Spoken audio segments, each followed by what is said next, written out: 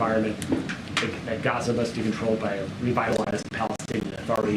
What gives the U.S. any sense that people of Gaza want the Palestinian Authority involved in the Gaza Strip, or even in the West Bank, since majorities want Abbas to go? Does Abbas need to go? We believe that the Palestinian Authority should be involved in the governance of the Palestinian areas, including Gaza. And that we believe that that's best achieved through a reformed and revitalized Palestinian Authority. We're not, again, dictating who's in charge, but we do believe that there needs to be a regional effort, an effort that we're willing to participate in, to help the Palestinian Authority become reformed in such a way that they can manifest themselves in terms of governance of Gaza. And then lastly, yesterday you suggested that Jake was going to be talking about new humanitarian aid corridors in Gaza, and said you might have some news for us today as well. If you have an update on that. Just one more time on the timing here. I understand, obviously, you want this to end as soon as possible. Everyone does, but there are reports that Sullivan told Netanyahu that Israel has to end this current phase of fighting in weeks, not months. Is that part of the message that he's delivering? I'm not going to divulge private conversations that we've had and will continue to have with the Israelis. Obviously, one of the things that Jake did talk to him about was progress in the war and where the Israelis think it's going to go. He did talk about possible transitioning from what we would call high-intensity operations, which is what we're seeing them do now, to lower-intensity operations sometime, in the near future. But I don't want to put a timestamp on it. I think you can understand that the last thing we'd want to do is telegraph to Hamas what they're likely to face in coming weeks and months. And I know this came up yesterday, but I just want to be clear. Does the administration agree that indiscriminate attacks are prohibited under international humanitarian law? If attacks obviously are not done with due concern to civilians, then obviously that's a deep concern. But you have stressed that the president, speaks for American foreign policy. He has said that Israel is engaged in indiscriminate bombing in Gaza. So then, wouldn't it stand to reason that this is a violation? I've answered that question I don't know how many times yesterday. I have nothing more to add on that. The president was referring to concerns that he has and that we have, that we know the intent is there by the Israelis to limit civilian casualties and damage to civilian infrastructure, but sometimes the results don't always come out that way. That's what he was referring to. But you keep stressing their intent, that it's Israel's intent to minimize civilian casualties, but that intention isn't what we're seeing on the ground right now. By the president's own admission, they are bombing indiscriminately. So are you saying that their intent is somehow more important than the result? Both are important. I mean, obviously, the most important thing is the results and outcomes, but it has to be driven by a sincere intent to limit civilian casualties. So both are important. Look, I don't think it's useful to revisit the whole discussion from yesterday because you're not going to get a different answer out of me. We don't want to see a single more innocent civilian killed or wounded. One is too many. We've said that over and over again. And we're working hard with the Israelis. And Jake's doing that right now to get a better sense of what they can do, as I said in my opening statement, to be more surgical, to be more discriminate in their targeting. That's important. At the same time, it's important that they have the tools and capabilities they need to go after a truly genocidal threat represented by Sinwar and these Hamas terrorists. You said that Jake was encouraging the Israelis to start transitioning from a high-intensity to lower-intensity operations in the near future. I know you don't want to get into the timeline, but how would the U.S. Describe low-intensity operations? I think that's best left to our discussions with the Israelis and for the Israeli Defense Forces to describe. This is something that they have said they're going to do, and they'll do it in their due course. But again, I don't want to get into too much detail here from this particular podium about that. And if they weren't to transition into those lower-intensity operations in the coming weeks, would the U.S. reconsider its support for Israel? That's a great hypothetical. I'm not going to engage. And then you also said that the U.S. remains committed to trying to get back to the table to broker a potential pause to get these negotiations, to get hostages out. But the Israeli government called off a trip by the head of the Mossad to travel to Qatar to restart these hostage negotiations. The war cabinet saying that they felt conditions are not right. Does the U.S. agree with that assessment? We're still working by the hour to try to get a pause back in place so that hostages can get released. I'll let the Israelis speak to their negotiators and where they are and what they're going to focus on. I can tell you one of the things Jake's doing in the region. I mean, if you need proof that we still want to see a pause, just look at where the National Security Advisor is today. I mean, we're engaging at all levels to try to get that back in place, and we still believe it's possible. Yeah, John, I just want to follow up on the West Bank violence. So 275 people have been killed there since October 7th, including 12 just over the last 3 days. In Jenin, are you worried about the violence that you're seeing there and that it could escalate, that it could basically engulf and move the conflict from Gaza, the enclave in the south, to a broader region across the West Bank and potentially even including Palestinians inside of Israel? Yes, and the president has, from a very early time in this conflict, talked about that exact concern, that exact worry. These numbers are troublesome as well, and we are deeply concerned about that. And that is yet another thing that we continue to talk to our Israeli counterparts about.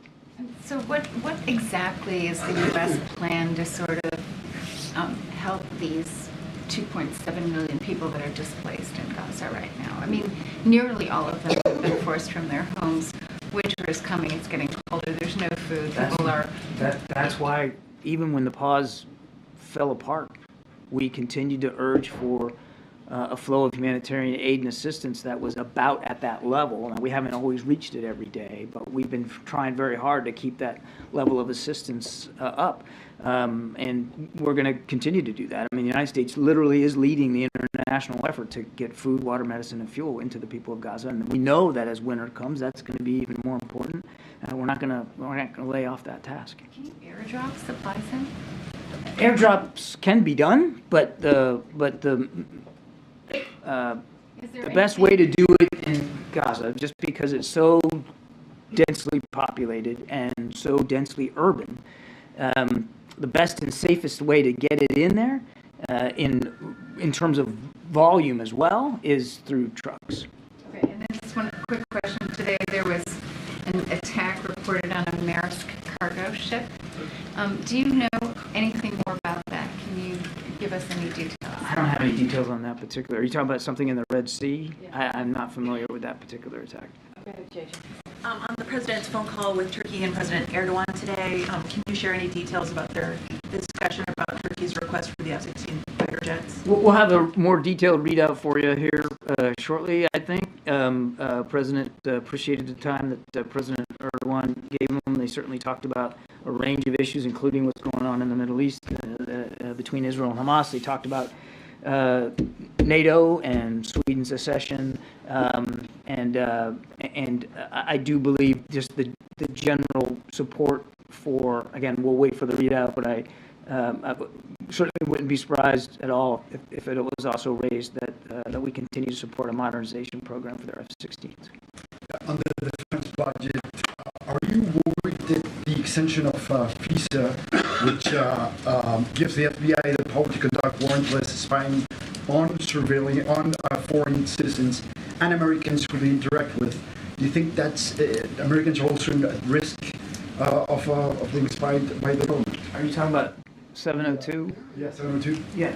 Look, we have talked about this for quite some time. We believe that 702 gives us very important tools and capabilities to protect the American people by focusing on the collection of useful intelligence overseas. And that's what it's designed to do. And again, we're watching what's going on in the House. The House Intelligence Committee has put forward a full reauthorization of 702 that we think is worth looking at, and we urge everybody in the House to look at it seriously. There's some reforms in there that I think, as I said earlier, might be a little bit difficult for us to sign up to, but in general, 702. Look, I mean, Zawahiri, right? The colonial pipeline. I could go on and on of things we were able to help improve our safety and security and to go after threats to that safety and security that 702 gave us. So it's really important. From your experience after 20 years of war in Afghanistan, fighting also ISIS, do you think that Israel is really going to dismantle Hamas with the U.S. corporation? Our own experience tells us that if you can go after the leadership of a terrorist network, and this isn't just a terrorist network, it's also a military organization as well, that you can have a very significant effect on their ability to plan, train, resource, recruit, retain, and execute attacks. We saw that with ISIS. We saw that with Al-Qaeda. So the idea of going after their leaders makes sound military sense. Now, are you going to eliminate the ideology? Probably not. I mean, ISIS still exists in Iraq and Syria, and Al-Qaeda still exists in places, although they've metastasized somewhat. Both groups are radically diminished in terms of their ability to threaten our national security because we focused so much on their leadership. So it can have a profound effect. Thank you, Karine. John, you told me yesterday that a future governance in Gaza must exclude Hamas, requires reform in the Palestinian Authority, and represent the Palestinian people. Can you explain what the administration believes to be Israel's role in supporting this, especially if one is to believe allegations that Prime Minister Netanyahu has been working to divide leadership in the Palestinian people, essentially by choking the Palestinian Authority while also supporting Hamas by allowing foreign funds to be received by them? I don't think I can really improve upon what I said yesterday. We believe that whatever governance in Gaza looks like, it's got to meet the aspirations of the Palestinian people. We know Hamas does not represent the vast majority of the Palestinian people.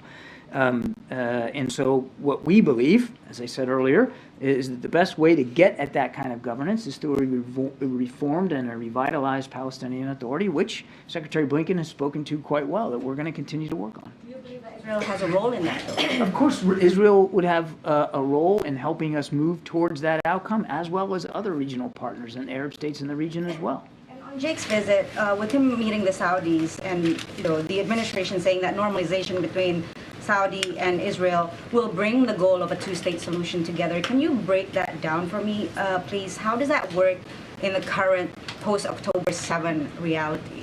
Again, Patsy, we know that a two-state solution right now is going to seem elusive to a lot of folks. We understand that, given what's going on since the 7th of October. So, but that doesn't mean you give up on it. And in his meetings in Riyadh, one of the things Jake talked about with the Crown Prince was the idea of normalization between Israel and Saudi Arabia. This is an idea we had been pushing forward before the 7th of October, and we have indications that the Saudis are still interested in having that conversation going forward. That's a positive thing. Are we going to get there tomorrow? No, of course not. But that's, as I said yesterday, it's an important milestone to perhaps getting to a viable two-state solution. One last one, please. The Council on American Islamic Relations, or CARE, has called on the Biden administration to respond to reports that the Israeli military has shot women, children, and babies in, quotes, execution style after they sought refuge in a school in Gaza. Is there any truth to those claims? I have no indication to verify those accusations. Just taking to another part, two other parts of the room real quick. In that marathon news conference, Vladimir Putin said that Moscow and Washington are in fact in contact over the fates of Evan Gershkovich and Paul Whelan, which is different than what has been said by you and others here about the request to get them back being rebuffed. He said, we have not refused to return our Wall Street Journal colleagues. So what is the status of talks between the U.S. and Russia in terms of those two? Well, he's right that we continue to talk to Moscow about getting Evan and Paul home where they belong. That those discussions are ongoing, and they're ongoing actively. I'm not going to detail them from here. He's absolutely wrong that his government did not rebuff a serious proposal. There was one put forward, and they rebuffed it. He's just wrong, flat out. One other thing in this hemisphere, how is the White House monitoring today's talks between Venezuela and Guyana over what could become a minor land war in South America? There's no reason for it to ever get to that point, Ed. We're watching that very, very closely. We know that the history here goes back to the late 1890s here, an arbitration that was done to sort of set that boundary. We believe that arbitral award should be respected. We don't want to see this come to blows. There's no reason for it to, and our diplomats are engaged in real time on Is there this. anyone down there for those talks, or? I don't know that we're participating in the talks, but our existing diplomatic structure down there is involved. Thanks, John. If I can go back to the Middle East, you've said that the administration has made it very clear to the Israeli government about the need to minimize civilian casualties. Is it your sense that the Israeli government is heeding that advice, and can you give us some clarification on how you make that assessment? We talked about this a little bit yesterday. Happy to revisit it. We have seen them be receptive to those messages. We have seen them act on those messages in terms of the scope and scale of the ground force that they used to go into North Gaza, much reduced than what they had originally planned. We saw them beginning to rely less on airstrikes. And because they've got troops inserted, and when you have troops inserted on the ground, you are able to target in a more precise way. You also take a higher risk to your forces. They lost 10 of their soldiers a day or two ago, largest loss in a single day, so there's a risk to your forces when you do that. And we've also seen them, as I've said before, telegraph their punches a little bit by publishing a map online in southern Gaza of where people can go and where they can't go. They've also opened up humanitarian corridors from the north to the south, again at our urging. That doesn't come without risk as well. So, and by the way, they agreed to a week-long pause in the fighting. A week-long pause that saw no civilian casualties because there wasn't fighting going on. And of course, that week-long pause potentially allowed Hamas to regroup, re-equip, restore themselves. So they are taking steps. Jake's message to them is obviously gratitude for the steps that are taken, but also to continue to urge them to take more, because we want to see them be more precise, more surgical, more deliberate, more cautious going forward. In the back. Admiral, I'm wondering if you can explain to us why the administration is slow walking the transfer of rifles, M4s, M16s made in the U.S. to Israel. I'm going to have to refer you to the State Department to speak to that. That's their purview. John, why would somebody around here leak that the vice president is upset with the president about Gaza? And that's a great question, because I mean, if I could answer a question why somebody would leak, I mean, that would make me pretty smart and a lot smarter than I am. Let me just give me a second here. You've seen us officially and on the record, not in a leak, refute the basic premise of the story, that there's some sort of daylight between the vice president and the president. I found the headline of the story interesting, that the vice president is pushing the White House to, you fill in the blank, XYZ. Last I looked, the vice president is part of the White House. She's part of the team. And if she wasn't offering her advice and counsel to the president on innumerable issues, that would be a story. Her job is to provide advice and counsel to the president. So she does want President Biden to show more concern publicly for humanitarian damage then in Gaza. I think we've already pushed back on the premise of the story that there's some sort of daylight between her and the president. I would say that the entire leadership team here in the administration, Peter, wants to see no civilian casualties, wants to see the Israelis be more surgical, more precise, wants to see that humanitarian aid is increased into Gaza. And obviously, as the vice president has said herself, we all want to make sure that Israel has the tools and capabilities they need to defend themselves. Is President Biden okay? Yes, he is. Yeah, is he? That's good. That's a big story for us. Is the president okay that people from the vice president's team are going to the press with this? The president is comfortable and confident that in Vice President Harris, he has a real teammate and a significant leader who understands the foreign policy direction that he's trying to take this country and our leadership on the world stage, and is candid, forthright, educated, smart, and willing to tell him exactly what she thinks. I'm not going to talk about what her advice and counsel is to the president. I would just tell you that the entire leadership team here all understands the importance of making sure Israel is more precise, more cautious, and more deliberate in their targeting, even as we are sure and certain that Israel continues to need our security assistance and support to go after Hamas. Thank you, Karine. CNN is reporting that according to U.S. intelligence assessment, that nearly half of the Israeli munition dropped on Gaza are imprecise, what they call a dumb bomb. Does this support what the president said yesterday, that the Israelis are using indiscriminate bombing in Gaza? What's your reaction to that? I cannot confirm the reporting. I'd refer you to the Israeli Defense Forces to talk about the types of munitions.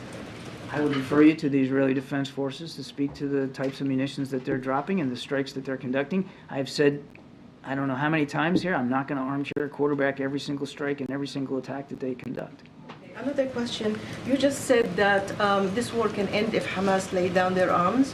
Hamas political wing in Qatar indicated today that they will be willing to be part of the PA. Is this acceptable to end the war? Is this acceptable to the U.S.? What needs to happen to end the war today is the conditions I just laid out. And there's 3 of them, and they're not that difficult. Lay down your arms, turn over those who were responsible for the October 7th attacks, and give up all the hostages. 3 simple things, and this thing could be over. It could be over today. Thank you. I have 2 quick questions. First, I wanted to follow up on your comments about the Palestinian Authority remaining in governance. I'm just curious, as Congress puts together an aid package for Ukraine and Israel, does the president want to see the Taylor Force Act remain in effect, or is he open to U.S. aid going directly to the Palestinian Authority there? You're going to have to refresh my memory on what the Taylor Force Act is. Taylor Force Act prohibits direct funding to the Palestinian Authority so long as their policy of sending aid to the families of deceased terrorists is in effect. Look, this is all part of what we believe should be a reformed and revitalized Palestinian Authority so that they can be credibly and authentically in charge of governance over Palestinian territories. So, and then second question, any comment on Argentinian President Milei's proposal to dollarize their economy there? Is that something that the White House welcomes? I'll take the question. Don't have an answer for you. Thanks, sir. Wrap it up. Thanks, Karine. Thanks, Admiral. On Ukraine, the European Union has just agreed to open membership talks for Ukraine.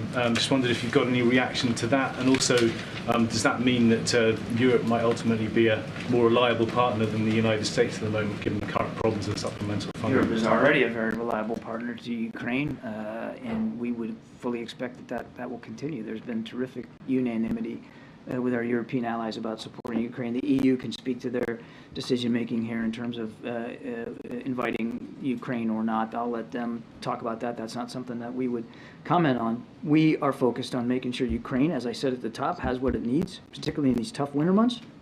We're also, there was just a conference here last week over commerce, working on making sure that long-term Ukraine has an ability to both develop a more resilient organic defense industry and a defense industrial base, as well as tap into the defense industrial base of the United States and some of our European partners, so that there's long-term, that they can meet their own long-term security commitments. And the last thing I'll say is here, we're also working with President Zelensky, as you saw this week, on his idea for a just peace and what that has to look like, and operationalizing that with nations around the world. All right, last question. On Ukraine, there's a small working group on Capitol Hill. Senators Langford, Sinema, and Murphy say that they're making some progress when it comes to the dispute at the heart of what's going on Capitol Hill, which is over changes in border policy. They say they're making progress. This may or may not, of course, end up extending their time here in Washington before they go home for the holidays. But just having them say they're making progress, is that enough to start the ball rolling and to assuage some of the concerns that the U.S. isn't doing anything?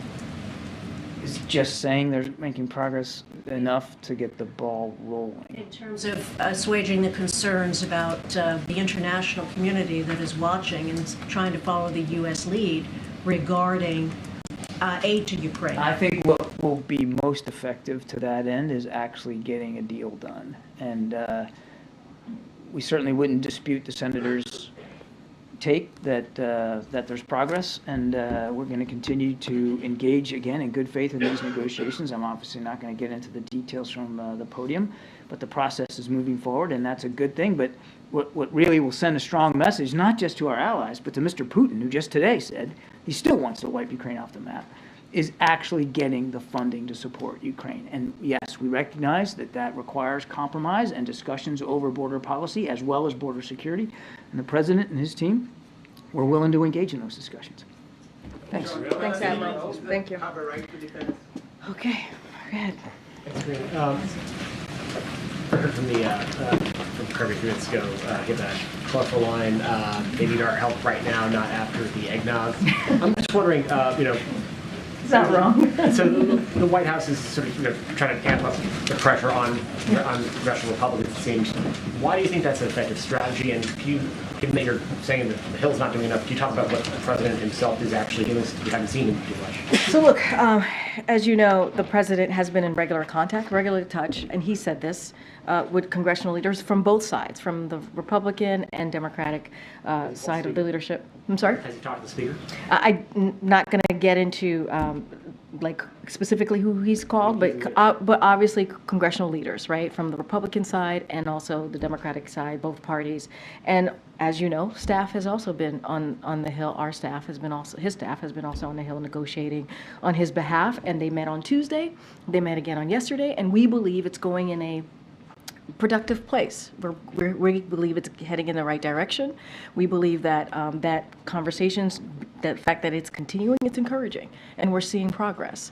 And that's because, obviously, of the president, we believe, continuing to certainly negotiate, have those conversations. And this is a president who knows how to negotiate.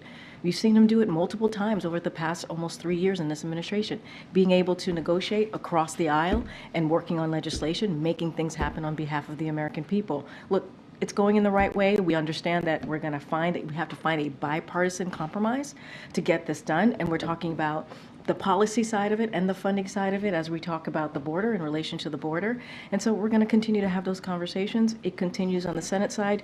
You heard us talk about how, and the Speaker said this himself, how he's going to, they're going to go on vacation. They're going to go on vacation while the Senate side continues to work. And that's not delivering for the American people when you go on vacation and go on Christmas recess. So you mentioned the president's negotiating.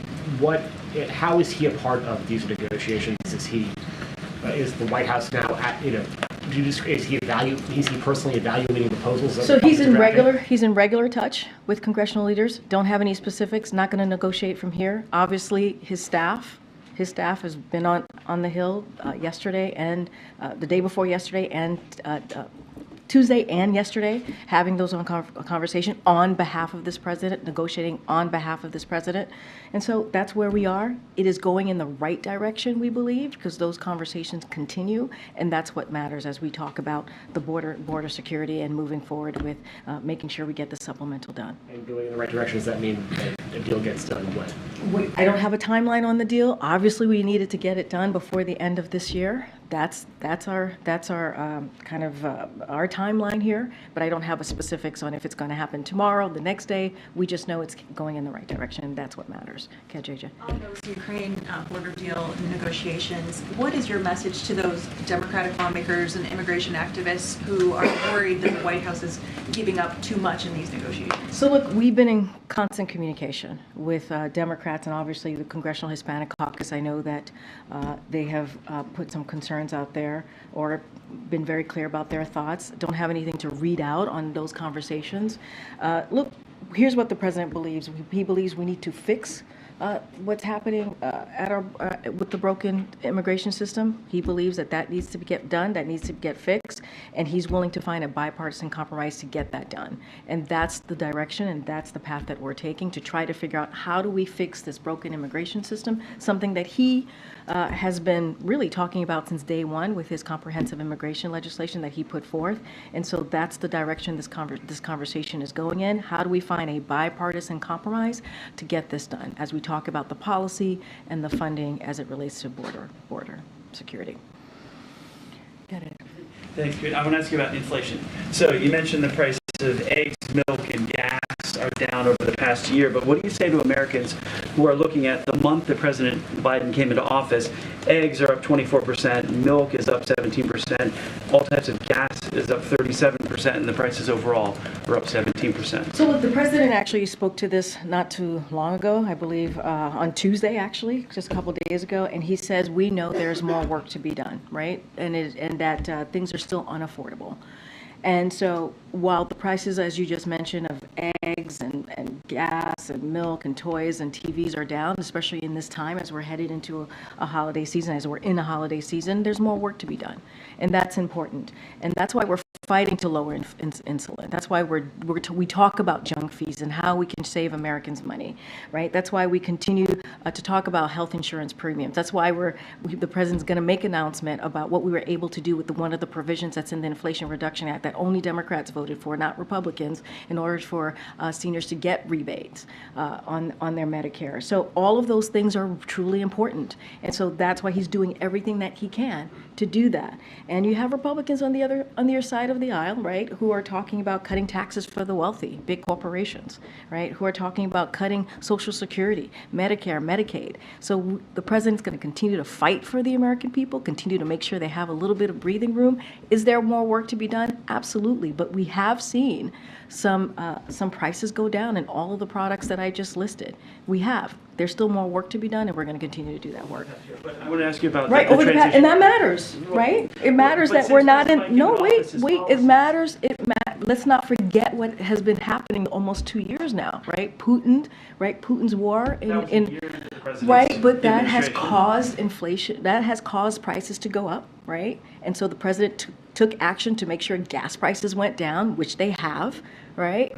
And we're coming out of this pandemic. So all of those things have been part of where inflation is. But inflation is moderating. The president's going to continue to make sure that we lower costs and lower prices on those goods that you just listed out. I want to ask you about the transition. The White House is asking today to speed up the transition to Force Electric, and one of the things they announced is the federal employees would take the train. It's 250 miles. There's a list of things. I'm wondering if the president is thinking about making the Beast electric.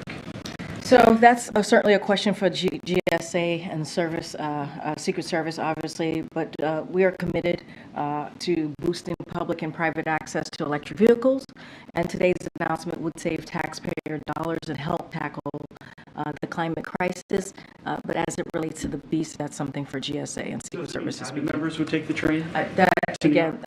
I would refer you to GSA and also the Secret Service as it relates to the Beast and any other questions, guys. I know you said ledger affairs in different parts of the White House are involved in the negotiations on the Hill, but who's the highest ranking White House official that's physically on Capitol Hill? Look, you're talking about the OMB director, right, Shalonda Young, who's been in this briefing room multiple times, having conversations with members on the Hill. Talk about the, OLA, Office of Ledger Affairs. You have Shalonda, right, who runs that. You talk about the president's senior advisors. There have been a lot of people involved, and all of those folks have the trust in the president to get this done and to do these negotiations. Remember, we have done negotiations multiple times here and have gotten things done for the American people and many times in a bipartisan way. So that's what's important, that the president has a team that he trusts that has done this before in the past 2 years, even more, and getting these bipartisan kind of conversation compromises done. And so he entrusts in that whole entire team to get that done. And sometimes it's Jake Sullivan, sometimes it's Shalonda Young has obviously been involved in this more consistently, and OLA and others, but that's how it works. We work as a team, we work as a unit to get things done on behalf of the American people. Has his chief of staff been in the room on Capitol Hill for these? Look, I'm not going to start listing names, but obviously his senior advisors have been very, very involved in this, and has the chief of staff. Yes, I can say the chief of staff has been involved, but again, he has a team of folks who have been critical parts of a critical component of getting this done and having these conversations. Just to clarify, he's been on Capitol Hill. Not everybody's been on Capitol Hill. People have picked up the phone, have conversations. People, members of leadership in Congress call on this side wanting to talk to maybe the chief of staff and others who are part of this, the president's team. And so conversations certainly have been had. I don't have a list of who's been back and forth from here to the Hill. So it's been, again, this is the president's team who has done this many times before on negotiating and finding compromise, especially on important issues that matter to the American people. Go ahead, Karen. Thanks. Two questions if I can. How concerned is the White House that there seems to be very little movement on appropriations bills, and that when lawmakers get back into town after the holiday recess, that first funding deadline of January 19th will be very quickly approaching? So look, let's not forget that that deal that was made, as we're talking about finding, negotiating, and the president's team being able to deliver, right, and working with congressional members on the Hill. One thing that we want to be really clear, like House Republicans should respect, right, that bipartisan budget agreement that was made. This is 2/3 of House Republicans voted on that bill, right, and it got bipartisan support from, obviously, from the House and from the Senate, and it is now law.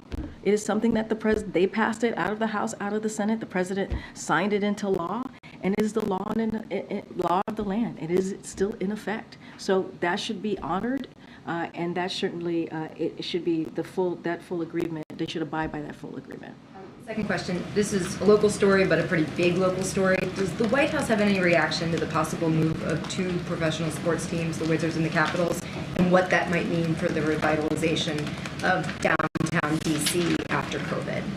So I'm going to be very careful. They're private organizations, so don't want to comment on private organization. But what I can say more broadly, and I know you all are aware of this, that the White House Chief of Staff, Jeff Zients, sent a memo to cabinet secretaries earlier this year on the importance of returning to the office. So I'll let DC government speak to its plans for downtown. But the White House has called for federal agency to aggressively execute plans to return to work and to return to the office. So that's kind of how we've done our part here on the federal government. But as it relates to private organizations, I'm just not going to comment on their decisions here. Right. There's sort of an interesting problem brewing in Maine, where the IRS has reversed its position in terms of taxing an energy subsidy that was paid to people in the state. It's not a huge amount of money, but it is really a frustration for the people there who are angry about what they say is sort of a switch in position on the IRS. Have you had any contact with Maine about this? And is there anything you can say? Certainly I would refer you to the IRS on that particular question. I saw some of the reporting. I haven't had a chance to talk to the team about this particular situation in Maine, so I would have to go back to the team and ask them that question. But in the meantime, I would certainly refer you to the IRS on this. And then I just have a question on this ongoing question about inflation and how Americans feel about prices. This year, the Biden administration's made a big effort to sort of push Bidenomics and go out into the country. Do you anticipate doing more of that to try to hammer home this message? And is there, especially sort of in some of the bigger categories, rental, is there anything that you can do short of, or in addition to what's already being done to just alleviate pressure for Americans feeling the sustained brunt of this prices? So inflation is coming down, It's but moderating. prices are still high across the board. I totally understand that. That's why the president said himself, things are still unaffordable, right? That's what he said just recently, just a couple days ago on Tuesday. And he said he's going to continue to do the work to make sure that we lower costs for the American people, which he has done. We've talked about gas prices. We've talked about the products that people, whether it's a grocery store or a TV or what have you, to make sure that costs go down. We talked about junk fees, where he's going to talk about these rebate as it relates to Medicare. And Inflation Reduction Act is so important in that vein, right? And the things that it's been able to do to lower cost. Look, as it relates to Bidenomics, the president, I just announced at the top of the briefing, he's going to go to Milwaukee. He's going to talk about Bidenomics, investing in America, what Bidenomics has done for the American people coming out of the pandemic. We can't forget what happened when the president walked in. We saw literally the economy at a tailspin. And so the president has been working every day to get the economy back on its feet, make sure that we're building a middle class from the bottom up, middle out, and that's what you've seen him do. And the data shows, as you just mentioned in your question, inflation is moderating.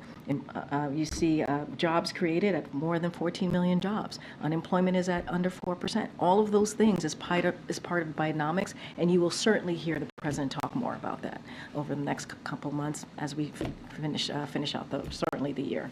Okay, Stephen. A question on Ukraine and then one on impeachment inquiry. On Ukraine, President Zelensky told Speaker Johnson that additional U.S. funding wasn't so urgent that it could perhaps wait another month or two. The White House has been communicating this is a much more urgent matter. Could you explain the disconnect? I don't think there's a disconnect. We've said by the end of the year, we would be in a place where we wouldn't be able to help Ukraine. We would be running out of funds. I talked about this. I think Karen asked me a question about how much of the funding is left. I talked about it being about $1 billion left. We are in a place where if we don't get that supplemental, we will not be able to help Ukraine in the way that we have for almost 2 years as they are defending their country, defending their democracy, defending against Putin's aggression. And you heard the Admiral talk about, lay into what Putin said today and how he wants to basically wipe off the map Ukraine. And we cannot allow that. We have to be part in making sure that Ukraine is able to fight for their democracy. So we have some funds left, not much, and we really need that supplemental. That's why we call it an emergency national security supplemental, because we need it. Ukraine needs it. They need to continue to defend their country and fight against tyranny. The impeachment inquiry, the House of Representatives voted last night to formally authorize the impeachment inquiry that started in September. For a lot of people at home who only view this in very broad strokes, could you explain to people why the president interacted with so many of his relatives or associates, why he continues to deny any interaction? How should people think about this? Well, let's be very clear here. And I talked about this yesterday, and I'll talk about it a little bit more. And the president put out a statement yesterday that was very clear. It's, what we're seeing from House Republicans is wasted time, and it is certainly, baseless political stunt. That's what we're seeing.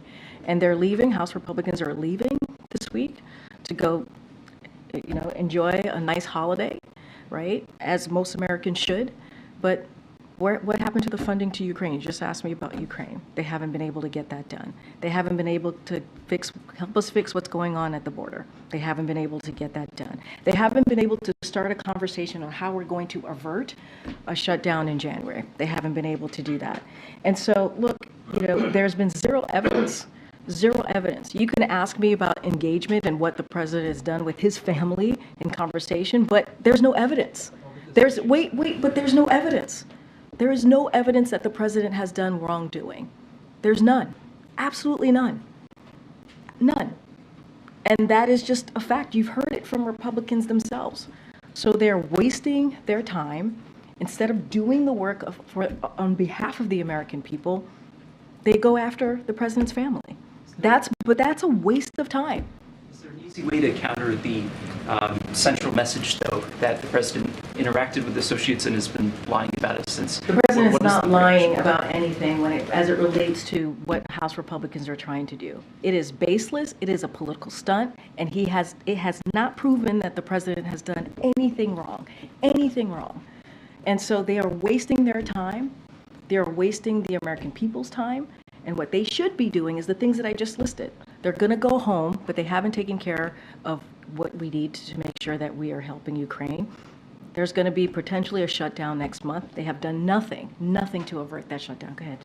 A few things. Just to follow up on, you mentioned the concerns of the Hispanic caucus and some other groups. Have they now been contacted by White House officials and read into the ongoing conversations? We've been in touch with them. That's what I can say is we've heard their concerns. We've had conversations. We've been in regular touch. I'm not going to go into details about the conversation. A few other things.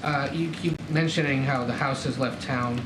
Would the president consider postponing any Christmas vacation plans of his own if there's no deal on Ukraine? We're hoping that a deal is done. I can't talk about changes in the president's schedule. We still have a week left, right, before that happens. We know that the conversation is going well, right? It's going in the right direction, we believe. We're encouraged by that.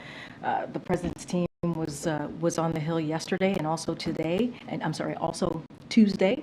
And so that's encouraging. That's encouraging. And that's what we're going to focus on. I just don't have anything, we don't have anything to share on the president's schedule. He's going to go, as you know, to Milwaukee on Wednesday, and on Tuesday he's going to go to the National Cathedral to give some words on behalf of Sandra Day O'Connor. And as we near the end of the year, just traditional presidential things, should we anticipate a year-end news conference? You just did a press conference. You had a co-star. We had a co-star. Okay. He took 2 questions. No, he took more than 2 questions. There were 4. There were 2 plus 2. Okay, for American Press. Look, guys. We're needy bunch. You said it, not I did. Look, he did a 2 plus 2 on Tuesday. Gosh, the week is going by really fast. On Tuesday with President Zelensky, you heard the president speak very passionately and in an important way about the way forward with the foreign policy, how he wants to move, certainly wants to make sure we continue to aid Ukraine. I don't have anything else to add about an end of the year press conference, but the president's going to travel, as you know, on Wednesday. You're going to hear from him today, and so you'll continue to hear from him before the end of the year, certainly. Pardons and commutations. Oh, that's a good question. I don't have anything on that, but that is a good question. I know that tends to happen. All right, okay, go ahead. Last question. Just to follow up on inflation. Housing costs have continued to go up significantly, even as we've seen other prices moderate. I know that obviously you said there's more to do, but what specifically can the White House do policy-wise here to make it easier for people to afford rent, much less ever have a hope of buying a home? No, it's a good question, and you're right. There are Americans who are very much still having a very hard time as it relates to housing, paying their bills. And so what we have done is, as you know, very early on in this administration, we put forth a housing plan, affordability plan that we believe is going to try to get some of these families to get over those hurdles, and we're talking about thousands of families, and we still need to do a lot more work on this, but we certainly have put forth a plan to make sure that we address some of the concerns, and that's why lowering costs. The announcement today, the announcements that we've made on junk fees, the announcements that we have made on lowering costs when it comes to gas or eggs and products like that, and TVs are all important for Americans. But you are right, there's still more work to be done. The president has said this. We put forth, like I said, a plan to reduce mortgage insurance premiums, for example, to make sure that that student loan borrowers qualify for mortgages. That's really important. The Fed what's due from here, but in terms of people's perception of the economy, of Bidenomics, how much of a factor do you feel like interest rates, where the Fed is setting interest rates, plays into that? I'm going to be really careful because even speaking on that is speaking on the Fed. It is, as you know, an independent agency, going to be super mindful on that. They make their own monetary policies, so I'm just not going to speak to that. But obviously, we are certainly understand that there's more work to be done in lowering costs, but I'm not going to speak to the Fed's policy, monetary policy. Thanks, guys.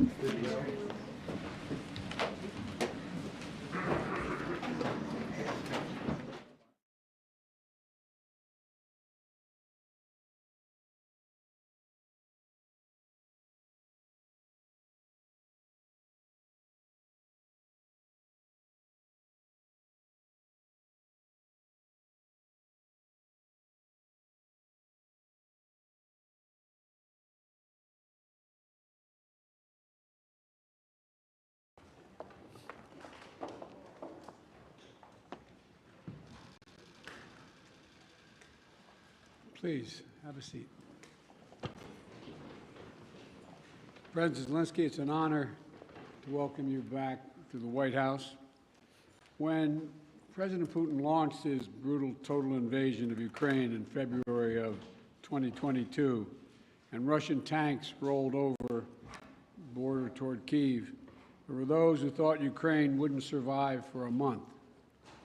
So no one should forget that for you to be here today, again today, nearly 2 years later, and for Ukraine to stand strong and free is an enormous victory already. Putin has failed in his effort to subjugate Ukraine. The brave people of Ukraine have defied Putin's will at every turn, backed by the strong and unwavering support of the United States and our allies and partners in more than 50 nations in Europe and the Indo-Pacific. And Ukraine will emerge from this war proud, free, and firmly rooted in the West unless we walk away. The American people can be and should be incredibly proud of the part they played in supporting Ukraine's success.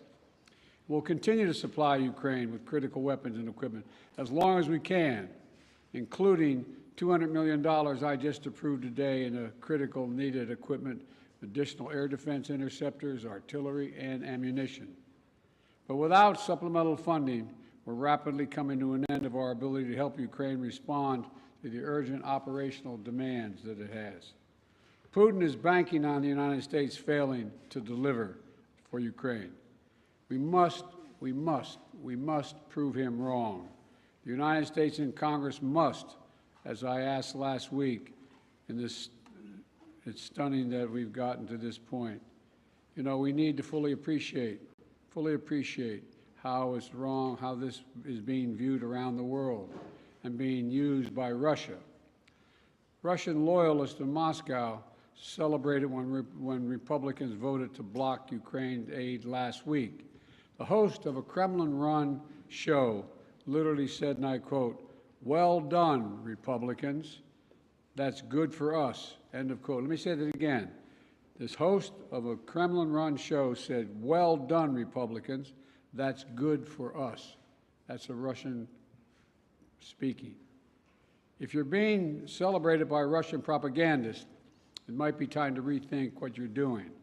History will judge harshly those who turn their back on freedom's cause.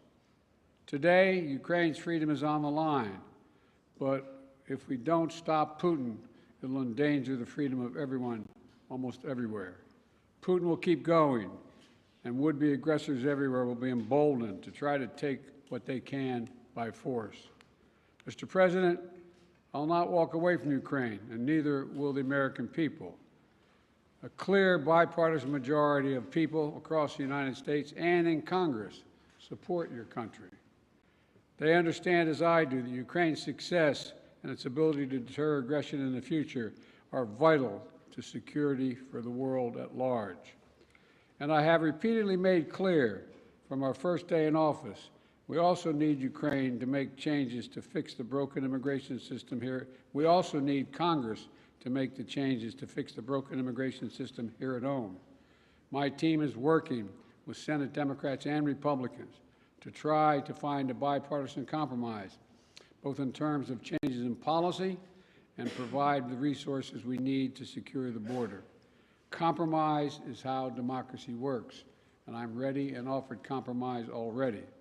Holding Ukraine funding hostage in an attempt to force through an extreme Republican partisan agenda on the border is not how it works. We need real solutions. I also asked Congress for funding for Israel to take on Hamas and confront multiple other threats backed by Iran in the wake of the October 7th assault. National Security Advisor Sullivan will travel to the region this week and meet with the Israeli War Cabinet, as I have met with, to emphasize our commitment to Israel, as well as the need to protect civilian life and ensure more humanitarian assistance flows and reaches into Gaza for Palestinian civilians. Secretary Austin will also travel to the region this week to step up the international efforts to protect the free flow of commerce through the Red Sea. The entire world is watching what we do. So let's show them who we are. America stands for freedom today, tomorrow, and always. America stands against tyranny and against oppression. And America stands with the people of Ukraine. Thank you again for being here today, Mr. President, and thank you for everything Ukraine is doing to hold the line for liberty in the world. The floor is yours, Mr. President.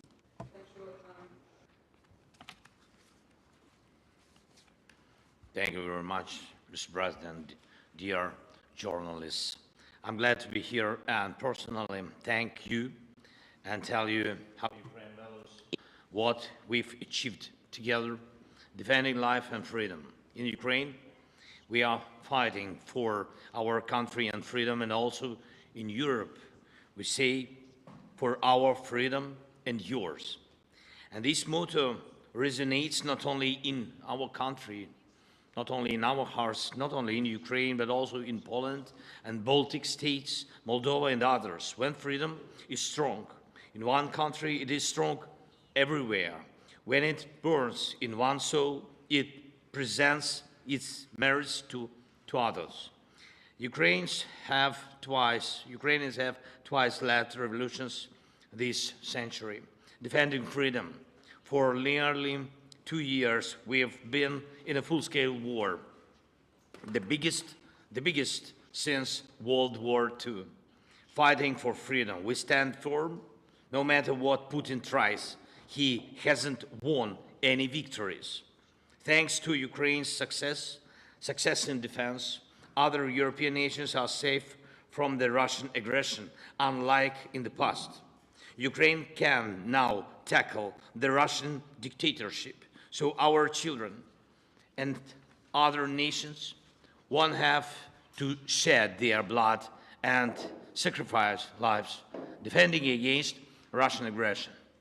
We've already made significant progress. We've shown that our courage and partnership are stronger than any Russian hostility. And we've freed 50% of the territories Russia occupied after February 24th. And we won the Black Sea and are reviving our economy. Thanks to maritime exports, Ukraine's 5% economic growth this year proves our effective partnership. And we've shown no Russian missiles can overdo the powerful American Patriot systems. Thank you very much.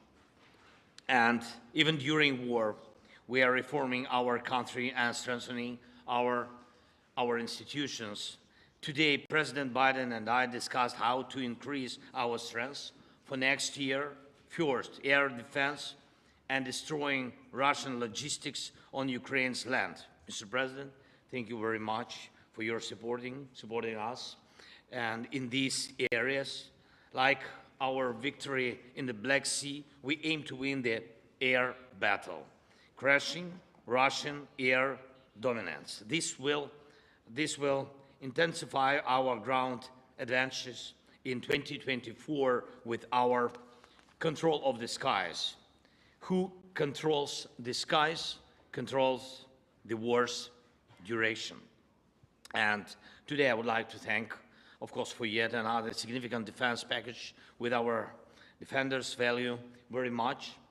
Second, yesterday I met with American defense company leaders. They advised us on how to make our defense industries work faster and more effectively.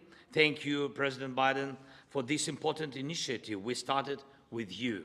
Together, Ukraine and America can strengthen democracy's arsenal. And this is vital for other free nations and the US as it involves your companies, technologies, and technology advancement and job creation. And it is important to know that 2/3 of American support for Ukraine remains and works in the United States. Third, I informed Mr. President that Ukraine has fulfilled all the recommendations of the European Commission regarding the preparation for a decision to start negotiations on Ukraine's accession to the EU. And we constantly communicate with European leaders about our joint steps, sanctions, and political efforts to pressure Russia.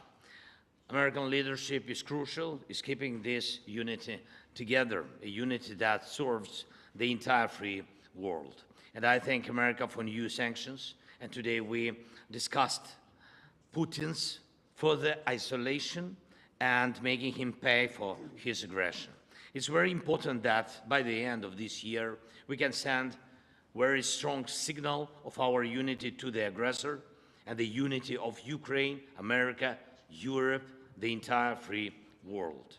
Everything we talked about today will help us in the year 2024. Today's discussions in the White House and in Congress across both parties and both chambers with a speaker were very productive, and I thank you for the bipartisan support. As we approach Christmas, on behalf of all our Ukrainian families separated by war and all sons and daughters on the front, Ukraine's greatest wish is to near this war's victorious end. No one but Putin wants a prolonged war.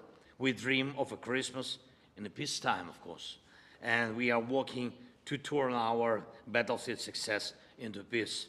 And we are heading there together with you, and thanks, of course, to your support. Thank you very much, Mr. President. Thank you, American. Slava Ukraini. Thank you. Look, we're going to alternate asking questions. We're going to ask a total of, each ask 2 questions, and I will ask the first question. I will recognize the first question asker. I'll ask a question to y'all, too. But Danny Kemp.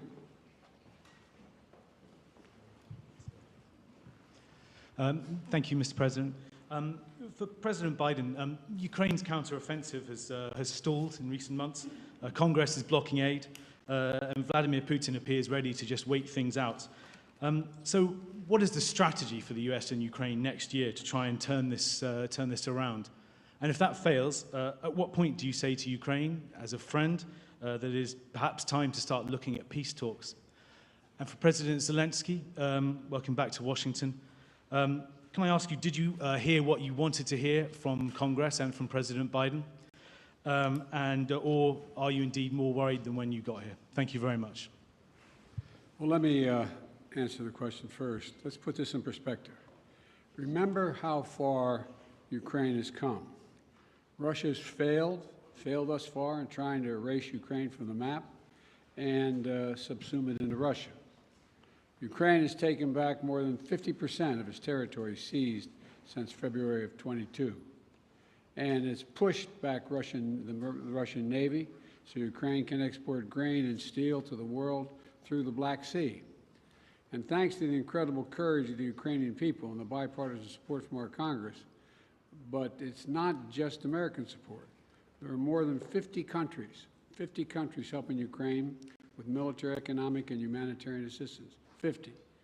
The burden sharing, the U.S. has put up $75 billion, and our allies and partners have put up $100 billion. And more than 90% of our security assistance to Ukraine is being spent in the United States to provide weapons for Ukraine and replenish our stockpiles and build our industrial base. We need to ensure Putin continues to fail in Ukraine and Ukraine to succeed. And the best way for that to do that is to pass the supplemental. Yeah. Can I answer in Ukrainian, please?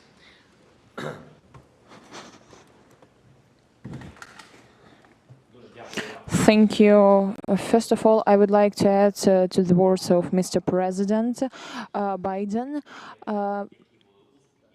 about successes. I think that these were not easy successes. Nonetheless, they were quite serious. They were serious steps forward. Indeed, we gained victory on the sea. We destroyed ships of the Russian Federation. We threw the remnants of their fleet to Russian territorial waters. Yeah, they have something in the Black Sea, in the vicinity of our temporarily occupied Crimea, but we are going to proceed this activity. Our guys destroyed 20,000 of Wagner mercenaries. These are serious terrorists who were massing everywhere on African continent, in Syria, in Ukraine. There were a lot of mass, and nucleus of this terroristic organization is not existing anymore.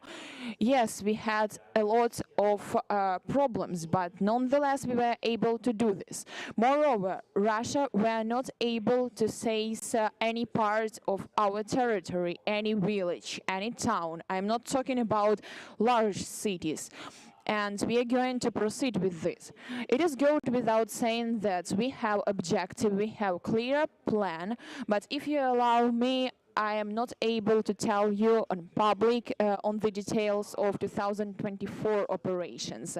If I heard what I want, I've heard a lot. Surely I told what I wanted to. I feel and experience this support from President Biden administration, from senators, and we've been talking with the speaker. I got these signals. They were more than positive, but we know that we have to separate words and particular result. Therefore, we will count on particular result. Thank you. Your turn to ask a question. Yeah, sorry. Yeah. Телеканал Інтер, будь ласка. Inter, please. Thank you for taking my question. Dmitry Amochin, Ukrainian television news correspondent. Many Republican voices doubt the ability of Ukraine to win the war. Senator once recently even told that Ukraine need to cede some territories to stop fighting. Pane Volodymyre, to be very honest, have you even considered such a step to cede the territories to stop fighting? And Mr. Biden, could you please clarify the policy of your administration, the strategy of your administration on Ukraine? Is it about helping the country to defend itself or to win the war? Because it's obviously such a difference. I will begin. Okay. So first question to me. So your question is if we are ready to give up our territories?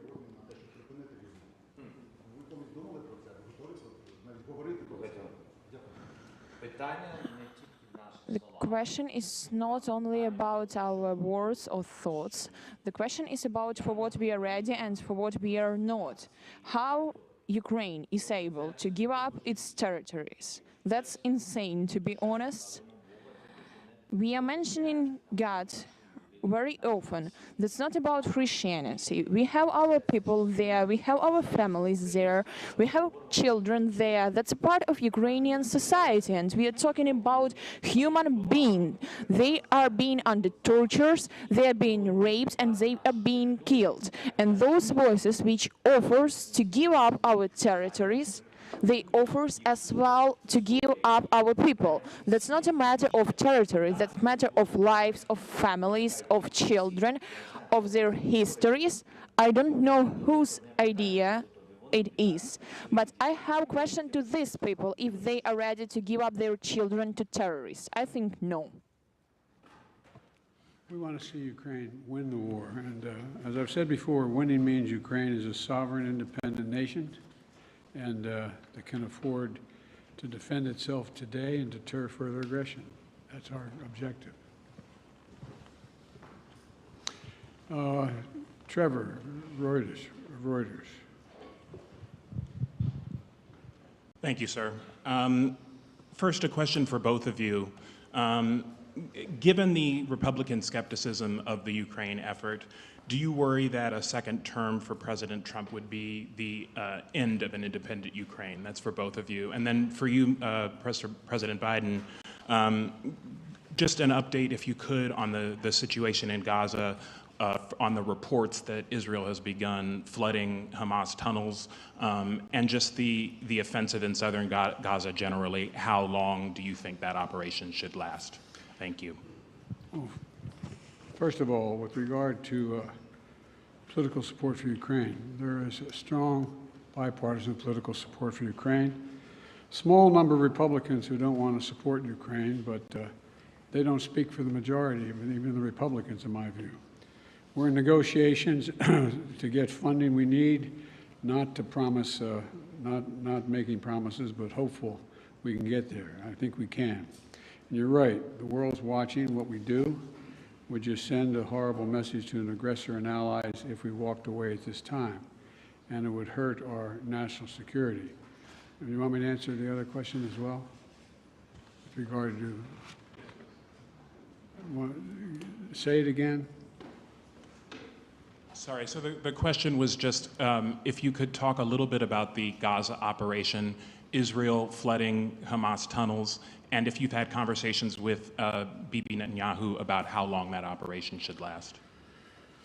Well, I have had conversations with Bibi Netanyahu, and I want to make sure that we don't forget what we're doing here. We have to support Israel because they're an independent nation that's being, I mean, the brutality, the inhumanity, the way in which Hamas treated the Israelis, and I mean, raping and burning and beheading. I mean, it's just beyond comparison, beyond comparison.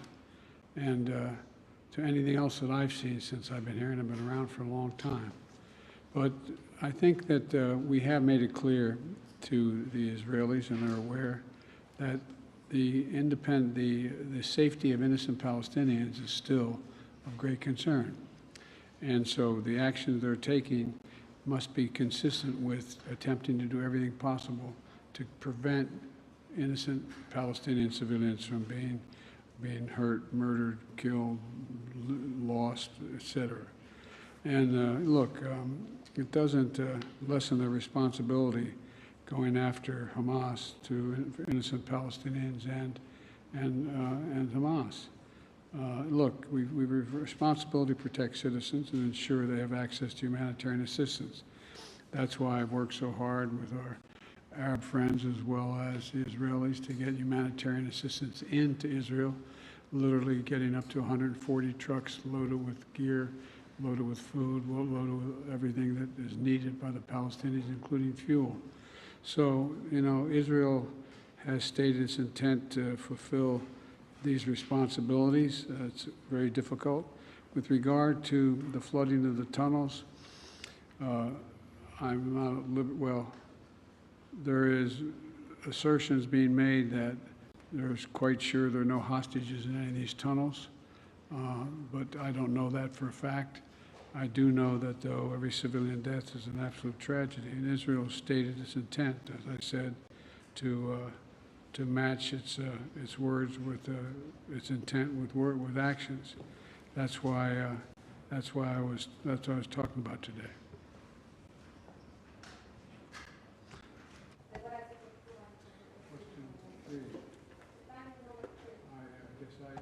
No, I just asked. It's your My turn. turn. Your turn. Yeah, actually. So, addressing your question very quickly, I've been talking a lot with representatives of both parties. Both Democrats and Republicans proved full-pledged support. And we will see, but before this, we've always been trusting in support of our strategic partner, the United States, and we will consider that it will continue in this way, and Ukraine will not remain alone against such a critical terrorist as the Russian Federation.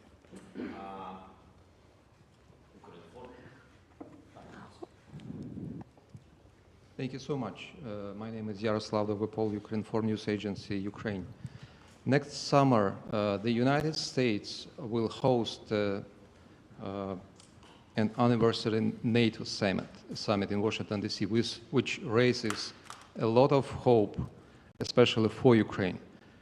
President Zelensky, what does the Ukrainian side expect from this summit? And do you hope to hear direct invitation for Ukraine to join the alliance? And President Biden, under what conditions is the United States ready to support the initiative of inviting Ukraine to be member of NATO? Thank you.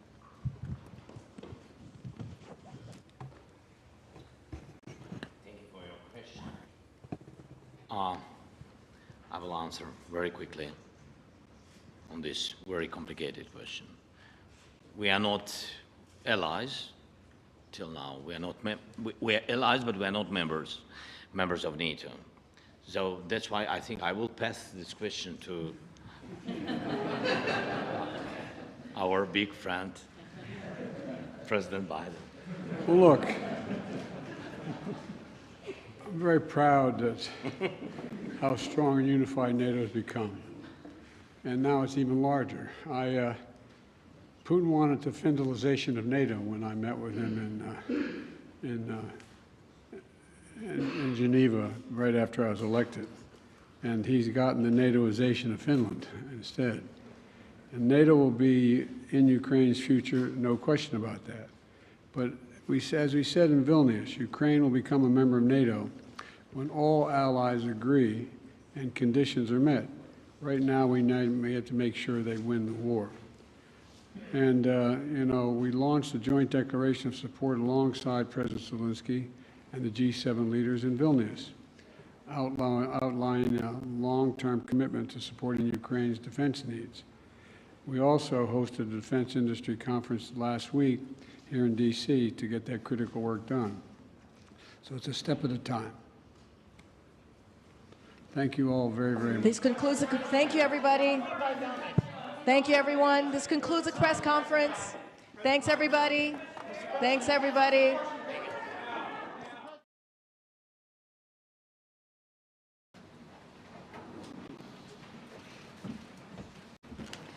Good afternoon, everyone. Today, President Biden met with the families of Americans who were taken hostage by Hamas during the terrorist attacks in Israel on October 7th. The president has been personally engaged on this issue and has held many calls with Prime Minister Netanyahu and the Emir of Qatar with the aim of securing the release of the Americans and all hostages held by Hamas. Thanks to President Biden's leadership, the United States has helped secure release of over 100 hostages, including 4 Americans. 2 American citizens, Natalie and Judith Renan, were released on October 20th after extensive diplomacy by the administration.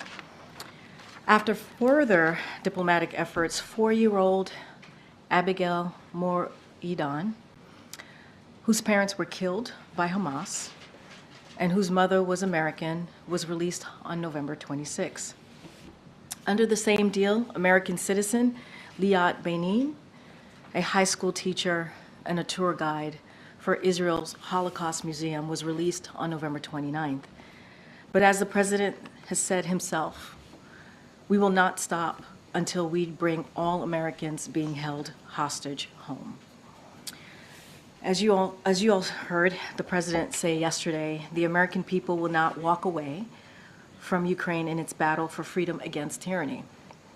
Yet, Speaker Johnson has said the House will leave tomorrow without fixing the border, without funding Israel, without funding urgent needs in Ukraine. That would embolden would-be aggressors around the world. The world is watching what congressional Republicans do. Moscow, Beijing, and Tehran. They're all watching. House Republicans should not go home for the holidays when there is vital work to do for the security of the United States and the world. Now, across the country, we've seen unprecedented attacks on women's freedom to make their own health decisions. States have imposed dangerous abortion bans that deny women access to care and threaten to criminalize doctors. As the president said, this should never happen in America, period. Today, the Supreme Court has agreed to review the Fifth Circuit's decision on mifepristone, which threatens to undermine the FDA's scientific, independent judgment and would reimpose restrictions on access to medication abortion.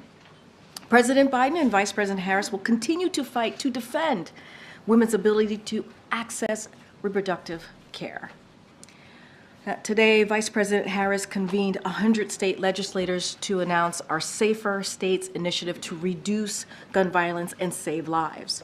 This is the largest ever White House convening of state legislators to discuss key actions to end the epidemic of gun violence. As part of today's convening, the Justice Department introduced 2 model laws for safe gun storage and reporting of lost and stolen firearms. Both of these measures are proven solutions that will save lives. Protecting communities from the threat of gun violence requires action at the federal level, at the state level, and at local level. That's what today's meeting is all about, and that's what the Office of Gun Violence and Prevention is working on every day. Yesterday, we learned consumer inflation fell to 3.1% last month, down 2/3 from its peak. And today, we learned producer inflation was flat last month and less than 1% over the last year. Prices are down for eggs, milk, toys, and TVs. Gas prices are down by $1.90 from the peak after Putin's war began, and wages are rising and higher than before the pandemic. We have more work to do, of course. President Biden is fighting to lower costs by taking on big pharma, strengthening supply chains, and cracking down on price gouging by banning hidden junk fees. While he's fighting to lower costs and grow our economy from the middle out, congressional Republicans are fighting for the wealthy and big corporations while trying to cut Social Security, Medicare, and Medicaid. They don't have a plan to lower costs, but as you have heard from this president multiple times over the past 2 years, he has a plan to lower costs. With that, we have Admiral John Kirby here today to give us an update on the Middle East and any other updates on the foreign policy side. Admiral? Afternoon, everybody. Hang on a second, let me button my jacket. A little propriety, John. Yeah, sorry. I haven't eaten that much. Just on the, to add to what Karine said about the visit of the families, I would only add that the president was very grateful for the time that they afforded him. And he was moved by their stories, by the love they feel, by the hope that they still harbor. And he harbors that hope too, but as Karine rightly noted, he's acting on that. The other thing that he made sure to do was to promise them that we're going to keep them informed every single step of the way, and we'll do that. These are difficult days for these families, but as we all prepare for the holiday season that's already upon us, we would do well to remember that for them, there's going to be an empty chair at the table, there's going to be a still and a silence in the room, and there's going to be irrepressible ache and worry and fear. The president understands that. The whole team here understands that. So we should all keep them in our thoughts, all of us, as we should so many others in Israel and in Gaza who have been deeply and irretrievably affected by the attacks of October 7th. We can't forget how this all happened, a series of deadly and devilish attacks by terrorists that were intent on taking innocent life. This is a war that Hamas has brought on itself. And while we all want it to stop because any war is horrific, Hamas has pledged to repeat October 7th again and again and again. It is pledged to annihilate Israel and to kill as many Jews as possible. It's still holding over 100 hostages, including young women that it refused to release in violation of a deal that it negotiated in Doha. We know what they have proven capable of doing to young women. So, while we all want the war to end as soon as possible, to stop the human suffering and to establish conditions for an enduring peace, something that the president and the entire team continues to pursue, a unilateral ceasefire with a terrorist group like Hamas is not the answer. As the president has said, Hamas could release the hostages today. They could surrender all those responsible for the October 7th attacks and lay down their arms, and the war would stop immediately. If they really cared about the Palestinian people the way they claim to, they would do this. That they haven't done it, I think, speaks volumes. For our part, on the other hand, we are working every day to bring in as much humanitarian assistance as possible to the people of Gaza and to reduce civilian harm. As we speak, our team is working with the UN and with the Israelis on corridors to facilitate the flow of aid and on brief daily pauses to allow people to get access to the assistance. I don't want to go into those details right now, but Jake Sullivan, who I know you know is traveling in the region, he'll likely have more to say about this when he's in Israel tomorrow, as will David Satterfield and our whole team that are working these issues on the ground. We have also worked to get the crossing at Kerem Shalom open for inspections, increasing the throughput of aid, and we have urged the Israelis to allow aid directly from Israel through Kerem Shalom, through that crossing into Gaza. The Prime Minister of Israel has said today that this is likely to move forward, and that will be another topic of Jake's meetings. This will be the first direct entry to aid from Israel into Gaza since the 7th of October, so it's not insignificant. Of course, Jake will also discuss the next phase of the military campaign and efforts to be more surgical and more precise and to reduce harm to civilians. That is an aim of ours, and the Israelis say it is an aim of theirs. But it's the results that count. The president yesterday reflected the reality of global opinion, which also matters. Our support for Israel is not diminished, But we have had concerns, and we have expressed those concerns about the prosecution of this military campaign, even while acknowledging that it's Hamas that started this, and it's Hamas that is continuing it. Jake's visit tomorrow follows the president's call with Prime Minister Netanyahu on Friday, where they spoke for over an hour and in some detail about the coming weeks and what we hope and expect to see. And I'm not going to get ahead of the conversations that Jake will be having, but I would like to just say that these are extremely serious conversations, and we hope they'll be constructive as well. I'm almost done. The pending opening of Kerem Shalom is one example of what's to come out of there, but there needs to be more. Jake's visit will be followed by Secretary Austin's visit both to Israel and also to our forces in the region, including in the Red Sea. And one last note, today marks the one-year anniversary of President Biden's Africa Leaders Summit, which last year convened delegations from the African Union and 49 African countries to broaden and deepen our partnership and deliver meaningful outcomes for people across the continent.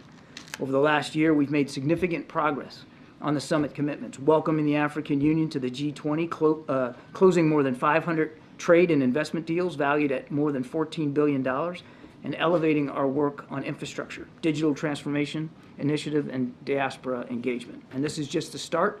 We look forward to continuing to build on these commitments and strengthen our relationships with African partners and other organizations going forward. The president yesterday, you alluded to those remarks. He said that Israel was engaged in indiscriminate bombing in Gaza, and that is what had cost Israel international global support. Does the president believe, based on those comments, that Israel's conduct in this war thus far has been in accordance with international law? We have every expectation that Israel will do exactly what they say they're doing, which is to continue to go after the terrorist leaders and to do so in a way that minimizes civilian harm, as I said in my opening statement, as the president has said. That's their intent, and it's important that the results match that intent. And so the president was saying yesterday that the results have not thus far matched that intent? He was expressing concerns that we continue to see civilian casualties in Gaza. And again, that we want to make sure that as they work to minimize, that they actually have those kinds of results, that they are able to minimize civilian casualties. And so your colleague at the State Department today said that there was not a formal U.S. government determination that Israel was engaged in indiscriminate bombing. Is the president's comment yesterday, was he speaking for the U.S. government there? He's obviously speaking to donors, but is the U.S. government's position that Israel was engaged in indiscriminate bombing in Gaza? The president was expressing concerns again, as I said, about the civilian casualties that we've seen, and again, it's reflective of our constant efforts to urge the Israelis to be as precise and careful as possible. And again, we know they've stated their intent to reduce civilian casualties, and they have acted on that.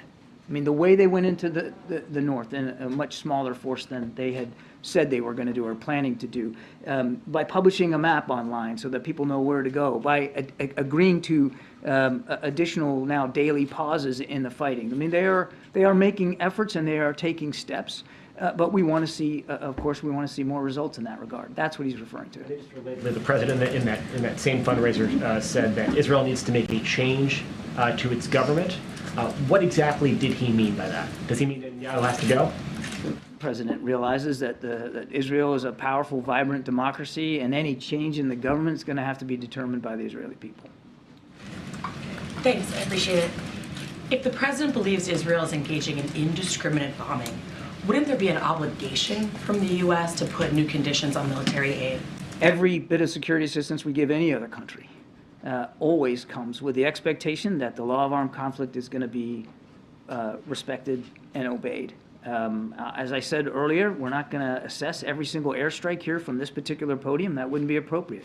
The Israelis should speak to their operations, but we have every expectation, as I said to my previous answer there, that they will act in accordance with the law of armed conflict and do everything that they can to match their intent, which is to minimize civilian casualties.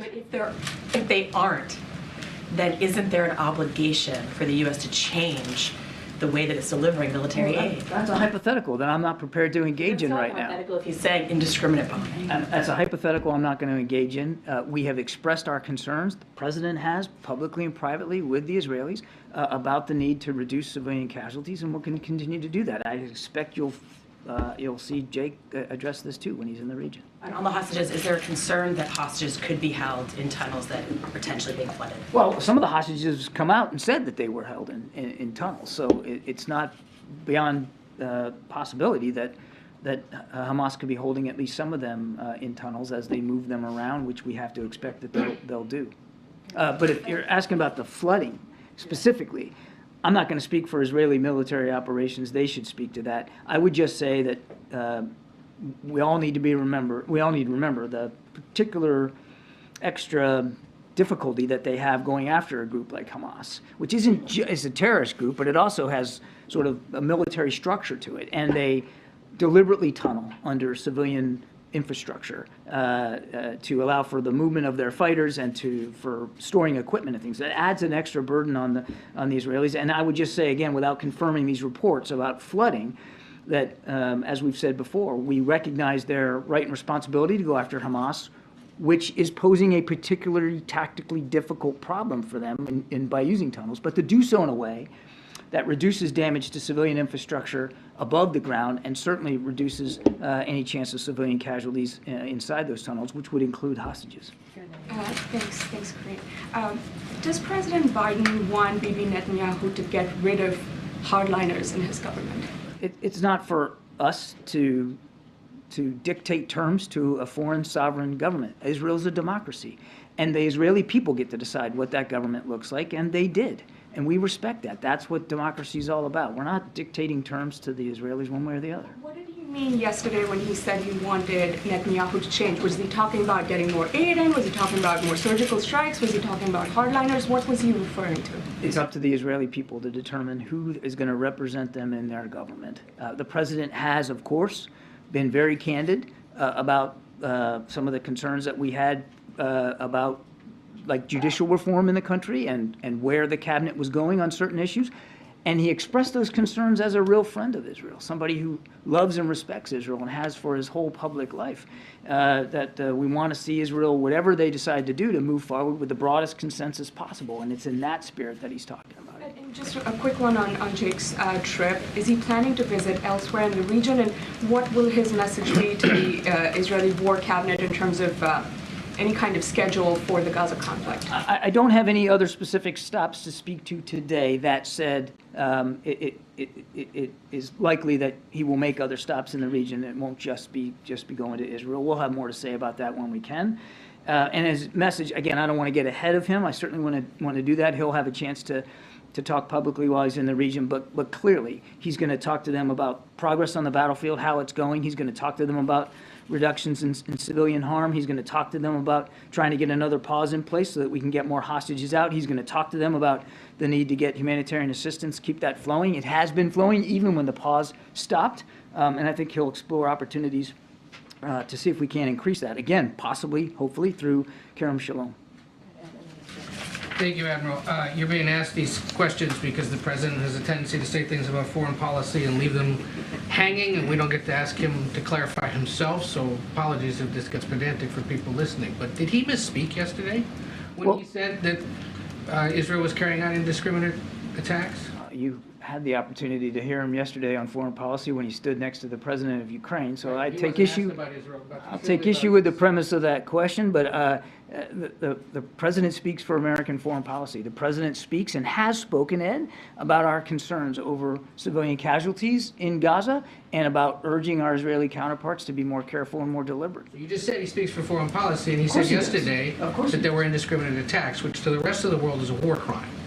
So why isn't the United States not saying that that's what the president was speaking to his concerns about making sure we're seeing the results that Israel has claimed is their intent, which is to reduce civilian casualties. That's what he's talking about.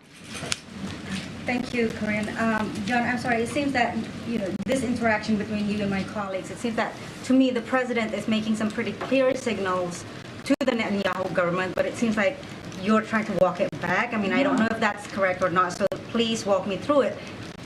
Is the military strikes, military campaign by Israel, is it surgical or indiscriminate according to the administration at this point? As I've said a whole bunch of times since I've been up here, we're not going to armchair quarterback this from this particular podium. Let me finish. We're not gonna characterize every airstrike. We're not going to speak for Israeli military operations. The president was reflecting a concern that we have had for some time and will continue to have as this military operation proceeds about the need for reducing civilian harm and being as precise and careful and deliberate as possible. So when he's talking about particularly singling out the hardliners in the Israeli government, what does he mean by that? What signal is he sending out? I think I've already answered that question. I mean, for many months now, well before the attacks of October 7th, the president talked about some of our concerns over some of the reforms that this new government was pursuing. And he did it out of respect and a true affection for the Israeli democracy and the Israeli people. And that's the context here. But obviously, it's up to the Israeli people to determine who their government is, of course. Sure, and just to recap, what I understand from the president's remarks on Tuesday is that he seems to be laying out some sort of clues as to what he sees the vision towards a two-state solution and what are the necessary stepping stones or the required elements. And I think, you know, the moderate Israeli coalition might be one of them. Another one seems to me, as I read it, a more empowered Palestinian Authority. Is my understanding correct? And if so, what would the U.S. administration do to support that? The president doesn't have to lay out clues about the two-state solution. He believes in it, and he's been advocating it now for many, many years, certainly since becoming president of the United States. He still believes that there's a promise there, a vision there, a possibility of a two-state solution, and to do that, to achieve it. And again, I'm not saying anything he hasn't said. In order to get there, you got to have leadership. You got to have leadership on both sides, and both sides have got to be willing not only to lead, but to compromise and to be willing to come to the table and move that forward. Now, he's also said that with respect to Gaza, whatever governance in Gaza looks like, it can't look like what it did on the 6th of October. With Hamas in charge, it's got to be representative of the aspirations of the Palestinian people. And that means it's going to require some leadership and some change in the Palestinian Authority. When I promise, when you say that the U.S. requires Israel and all other allies to obey requirements of the law of armed conflict when they're using U.S. weapons, how can you ensure that when the administration has bypassed congressional oversight on this, debate on this, and also internal State Department debate on this? I'm not sure I understand the premise of the question. A bunch of weapons on Saturday without going through Congress, correct? We have a normal process for providing aid and assistance to foreign countries, Ukraine and to Israel, and that's all done within the normal standard consultative process. Thank you, John. I guess indiscriminate, just by definition, means without discrimination. It means not deliberate, not careful. I'm just wondering, and I think my colleagues are trying to get at this, why insist that the intent is there to minimize civilian casualties when the president himself said yesterday that Israel is bombing indiscriminately? Sometimes in war, and again, I'm not speaking for the Israelis, sometimes in war, your best plans, your best execution of those plans doesn't always go the way you want it to go, doesn't always go the way you expect it to go. We know that from bitter experience in our own military. No matter how precise and targeted we tried to be in Iraq and Afghanistan, there were times when we caused civilian casualties as well. That's one of the reasons, MJ, that we sent a couple of military advisors over there, some senior generals who had experience in that kind of urban warfare, to talk to the Israelis before they moved into Gaza, to help them learn from our own mistakes. So sometimes in war, the best laid plans just don't get executed exactly the way you want, and unfortunately, civilian casualties result. So you're saying they are trying their best I'm saying, to as I've minimize civilian casualties, but in practice, that is not what you are seeing happen? I'm saying that there is a clear intent by the Israelis, an intent that they have admitted to publicly, that they are doing everything they can to reduce civilian casualties. I'm saying, and I have said earlier, that we are seeing them act on that intent in positive ways, and I just went through a couple of details on that. Airstrikes, for instance, have reduced since they've started to move more towards the south. They have relied less and less on airstrikes and more on ground troops, which allows you to be more precise. So they have taken measures to act on that intent. But as I said in my opening statement, results really count, and we're still seeing some civilian casualties. So we're still going to talk to them about doing everything they can to reduce that. So you're saying both things are happening. In some ways, they are acting on their intent to be more careful, be more deliberate, but on the other hand, they are still bombing indiscriminately. We know they have the intent. We know they're acting on the intent. Civilian casualties continue to happen. And again, we're going to keep urging them to reduce those. What's the tipping point for the president that prompted him to make these remarks and warn about Israel losing international support? This has been a message we have consistently conveyed to Israeli counterparts since the early days of this conflict, mostly through private channels, but we have talked publicly about this. You've heard Vice President talk about it. You've heard Secretary Austin talk about it out at the Reagan Forum. You heard Secretary Blinken talk about it in his last, now third trip to the region. This is not a new message. We haven't heard the president talk about it. Was there something specific that prompted him to himself speak out about this? The president is concerned, as he said he's concerned, about the need to reduce civilian casualties. And certainly he's concerned. As a friend of Israel, he's concerned about Israel not losing international support and public opinion for what they're trying to do. That comes from a lot of respect and affection for Israel, and wanting to make sure that that Israel has what they need to go after Hamas, and they have the support that they need to do that over time. Thank you. I have a question on another subject. The Ukraine aid negotiations. Yeah. If the situation is as dire and urgent as the president says, why hasn't he invited leadership, Senate leaders, to Camp David and said, we're going to stay here until we work something out? It seems like there are a lot of things he could be doing that he hasn't done yet. Well, I won't talk about what we're doing that you're not seeing in the media, but our team is staying very, very closely engaged with members of Congress, both sides of the aisle, as they continue to pursue these negotiations, and we'll see where it goes. Is he willing to let Congress adjourn without calling leaders to Camp David, or somewhere like that for negotiations where they don't leave the room until they get a deal? I won't get ahead of the president's decision-making on this. We urge them to act immediately on the supplemental request. It's that important. You just saw us announce yet another security assistance package for Ukraine here yesterday. There's not too many days left in the year. There's not too many more opportunities to provide security assistance to Ukraine, so it's urgent. And he continues to urge them to act with that same sense of alacrity on this supplemental request. And as he has also said, we're willing to engage in good faith negotiations and to make compromises, because that's required by both sides going forward. Wait, does he believe there is more that he can do, other things that he can try to get a negotiated compromise on this issue? The president is working this very hard. The whole team is working this very hard. Thank you so much, Karine. So, John, going back to the two-state solution, we see the president defend this often, but as the main ally and supporter of Israel, we haven't seen him offering to mediate such talks that we know had been halted for almost a decade now. Is the president offering this in meetings with the two sides to mediate, and is he ready to mediate such talks? Mediate such talks on two-state solution.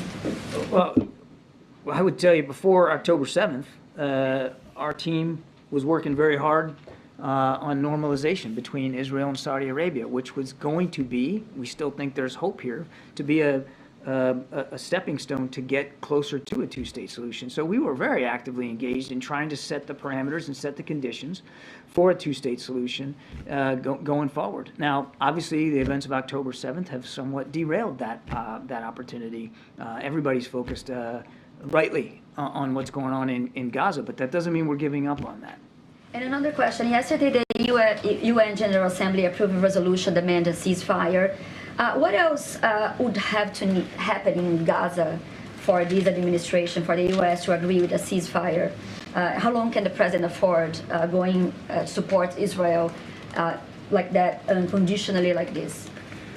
As we said, we don't think now's the time for a ceasefire. And in that resolution, there was no condemnation of what Hamas has done, not any, and no expressed support for Israel's right to defend itself. So of course we weren't going to sign up to that. We don't believe a ceasefire right now, a general ceasefire, is the right thing to do, because what it would do is validate what Hamas did on October 7th. It's basically like saying, hey, it's okay. It's okay that you went in there and slaughtered 1,200 people and took a couple hundred of them hostage. It leave them in control of Gaza, which is unacceptable not only to the Israeli people, but to President Biden and this team. We can't go back to October 6th right now. So it's not the time for a ceasefire. We all want to see the war end, and as I said in my opening statement, it could end today. if Hamas would release all the hostages, lay down their arms, and surrender up those responsible for the October 7th attacks. Admiral, you've said repeatedly from that lectern that it is not the aim of the U.S. government to tell Israel what to do. Wasn't the president's comments yesterday about the government needing to change, isn't his comments at odds with that? No, not at all, Gabe. All he was doing was expressing, again, what he's expressed to you guys before, concerns about some of the policies that again, as a friend of Israel, he was concerned that the pre-war cabinet had been exploring. But he fully respects that this is up to the Israeli people. And has the president lost some of his trust for Prime Minister Netanyahu over the past few weeks? They have a long-standing relationship. They're going to keep that relationship. They're going to keep talking. I think you can expect that he'll be talking to Prime Minister Netanyahu in the not-too-distant future about what we can do to continue to support Israel. Thank you. Thanks, Admiral. After the president's comments yesterday talking about Israel losing support, the Israeli foreign minister said that Israel would continue its war with or without international support. Do you have a response to that? I'll let them speak for themselves. We're going to continue to support them, and as the president expressed yesterday, we obviously don't want to see them lose international support for what they're trying to do. They have every right to defend themselves. And then also, given his comments, does the president believe that a two-state solution is possible with Netanyahu in charge? The president still believes that a two-state solution is possible. It's a vision. He understands that right now it can look a little elusive given what's going on in Gaza. But as I said earlier, in my other answer to this, it's going to require leadership, solid, concerted, transparent leadership on both sides to make this happen. Just following up on that question, it doesn't appear right now that there is Israeli buy-in for a two-state solution. So can you just walk through how you get from A to B? We had been working on A to B before October 7th by working towards normalization between Israel and Saudi Arabia, which we saw as a real positive milestone in an effort to try to get closer to a two-state solution. We've been working before October 7th with the Palestinian Authority to try to get them to explore and to advance certain reforms so that they can be seen as more credible and more authentic as a leadership capability there. And so we're going to keep doing that. But if Israel's leader does not support that outcome, then how do you resolve this?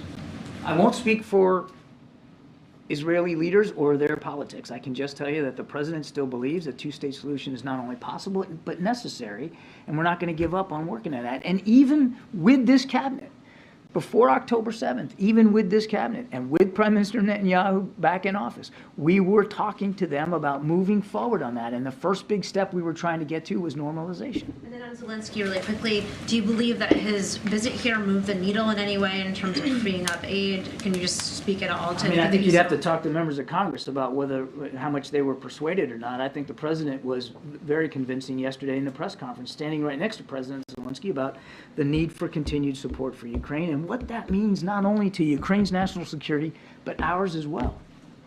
Nadia. Thank you. I want to go back to the president's comment on indiscriminate killing. Correct me if I'm wrong, John, but you seem to give the Israelis more of a benefit of the doubt than your own president.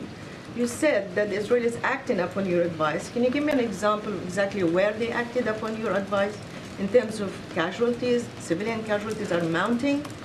The attack on the south is just equally as bad as the attack in the north. So I'm happy to repeat it.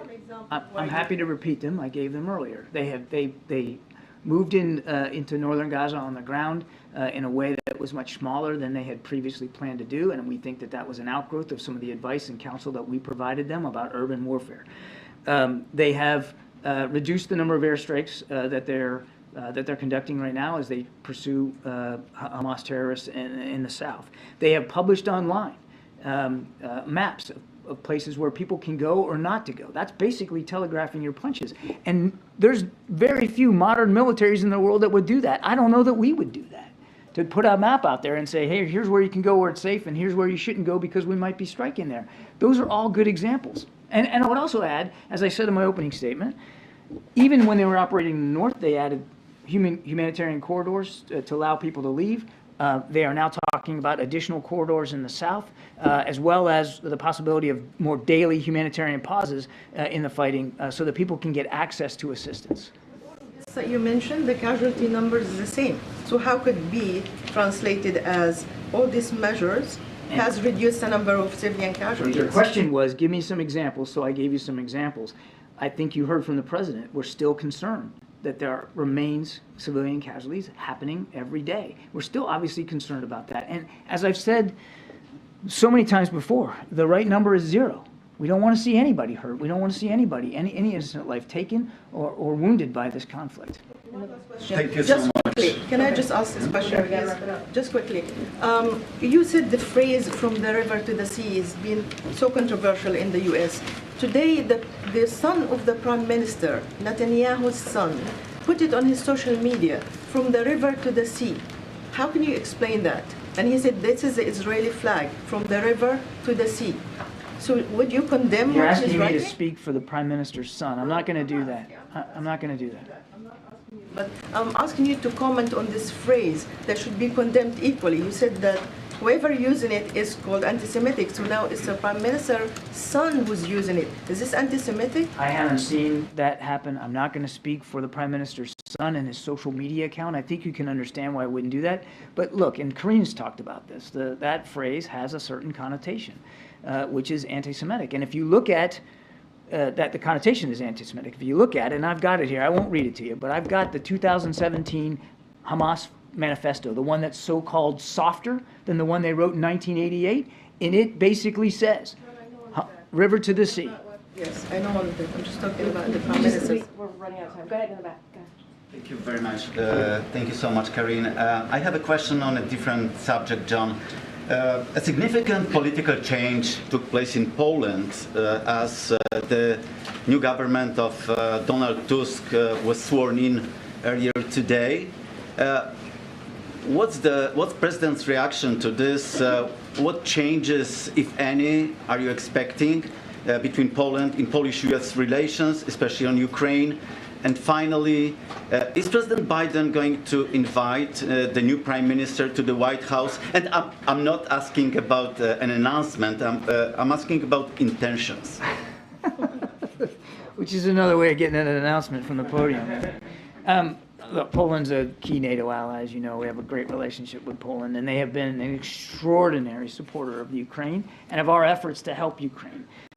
In Poland, we have every expectation that the closeness of that relationship and a strong alliance and bond between us and Poland will continue. And obviously, I don't have anything on the schedule to speak to today. Thanks, everybody. Thanks, John. All right. Thanks, John.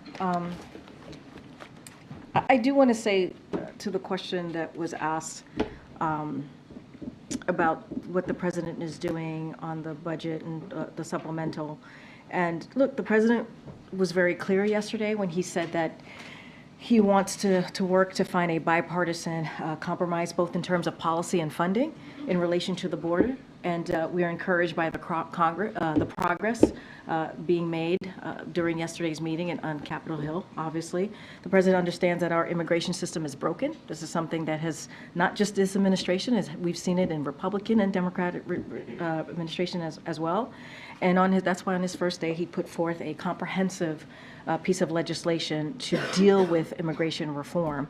And so, look, the president has asked Congress for resources to take more action at the border. His supplemental request would allow us to do a couple of things: hire 1,300 more border agents and 1,000 more law enforcement officers to go after fentanyl, install more drug detentions technology at the border, hire more immigration judges and asylum officers. So we look forward to continuing those conversations. And as you know, you've heard me say this multiple times. You've heard from our OMB director, you've heard from Jake Sullivan, the National Security Advisor himself. We've talked about how the Office of Leg Affairs have had conversations upon conversations for months now with Congress about this. So, and also, we've said that, and the president said this himself, he's been in touch regularly with congressional leaders and his staff, as I just mentioned, on negotiating on his behalf. So we are going to focus on that. We appreciate, again, encouraged by the progress that's been made, but we're certainly not going to negotiate from the podium. Go ahead, Zeke. On those negotiations on Capitol Hill, some of the items up for discussion, the policy changes the president alluded to, would severely curtail asylum in the United States, in some cases potentially tightening policies beyond where they were under his predecessor, whose immigration policies he was sharply critical of. and in some cases even beyond that. Why is that acceptable for the president who is so critical of his predecessor's immigration policies? Look, I'm going to be careful. I'm not going to negotiate from the podium. I'm not going to get into whatever policy discussions are happening right now. We're going to be continuing our regular conversation with congressional leaders, as we have been doing for months. Just not going to get into parts of this right now. We are encouraged by the progress that has been made, but we want to see a bipartisan compromise. We want to see a bipartisan compromise on this. It's an important issue. We have said the border security is an important issue. I'm just not going to go into piecemeals of what's being discussed, left in or left out. A piece of legislation that tightens asylum policies tighter than they were under his predecessor. I'm just not going to get into hypotheticals from here. The conversations are happening, the negotiations are happening with members of our team here and obviously congressional leaders. We're encouraged by the progress that's been made. We understand that we need to see, and the president understands, we have to find a bipartisan compromise here. And then just lastly from me, the president spent a lot of time in Congress, been around Washington a while. Does he believe that congressional subpoenas are something that individual citizens can ignore? I'm just not going to speak to that. Just not. Why not? Why not? You want to be more specific on your question? He's a former senator. He's issued subpoenas in his career. Does he believe that subpoenas have to be complied with? I'm just going to have you speak to the White House counsel on this. I'm just not going to speak to that. Okay. Two things. Just days after taking office and shortly after issuing that legislation that has gone nowhere in Congress regarding immigration and the border, the president issued an executive order saying he would, quote, restore and strengthen our own asylum system, which has been badly damaged by policies enacted over the last 4 years and contravened our values and caused needless human suffering. Our reporting, others' reporting, indicates the White House, through sources in the administration, is open to an authority that would allow it to suspend asylum processing when there's a spike in border crossings. Wouldn't that be a major policy reversal and revert back to the previous 4 years? I'm just not going to go into sourcing from here. I'm not going to get into specifics. There are negotiations happening. Not going to negotiate from the podium. I'm going to let the conversation happen. We have to find a bipartisan compromise. That's what the president said. That's what the president believes in order to deal with this issue. And you started off your question asking, or laying out actually, that the president did put forth, and you laid that out in your question, a comprehensive immigration reform plan. He did that on day one, and it is going on 3 years. On 3 years. He spent pushing that on bill 3 years. Congress. Here's the Because he's thing. met with them on foreign policy, Right. on fiscal cliffs, And we on have, budget, and it's never been about No, I hear immigration. you, Ed, and we have regular conversations with congressional leaders and congressional staff about an array of issues, including this. I mean, you cannot send a bigger message to Congress and the American people when you say when you put out your first piece of legislation is on this issue, is on reforming immigration, right? Is on fixing. Flat when you spend very little public time as president talking about the issue, meeting with congressional leaders on the issue specifically, or doing anything else other than having you come out here and say, we issued a bill on day one. I disagree. It's not just issue a bill. Like, not too long ago, back in the spring, we put forth policies on trying to make sure that, because Congress didn't help, on trying to put forth policies that try to make the immigration system humane, right? Humane and actually dealing with the issue that we're seeing at the border. We have taken policy actions after policy actions without the help from Congress, right? And so that is being consistent here. And when you put forth the first piece of legislation to be on this issue that has been broken for decades, I mean, that's what he did as president. That's taking it very, very seriously. Mitch McConnell alluded to a conversation he had with the president last week. I'm not asking you for names, but can you at least confirm that the president has spoken with lawmakers directly on the ongoing talks to get the supplemental done? The president has been in regular touch with congressional leaders on this issue, and obviously so has his staff. And amid everything else today, did he spend any time watching what his son had to say outside the Capitol? So just a couple of things on that, and I want to be really clear. Look, as you know, Hunter Biden is a private citizen, and so I certainly would refer you to his representatives. Look, the president was certainly familiar with what his son was going to say, and I think what you saw was from the heart from his son. And you've heard me say this. You've heard the president say this. When it comes to the president and the first lady, they are proud of him continuing to rebuild his life. They are proud of their son. But I do want to say a couple of things here that I think I can touch on, is that the president is also focused on the important work of the American people. We just went back and forth about what's happening at the border and how he wants to make sure that we secure the border, and the work that he and his team has been doing on negotiating to make sure that there's a bipartisan compromise. You saw him yesterday stand right next to President Zelensky. There could not have been a more powerful picture with the President of the United States standing next to President Zelensky, who he and the brave people in Ukraine are fighting for their democracy, right? And this is something that the President has led on, the world on, in making sure that President Zelensky and the people of Ukraine have what they need to beat against tyranny, to fight back against Russia's aggression.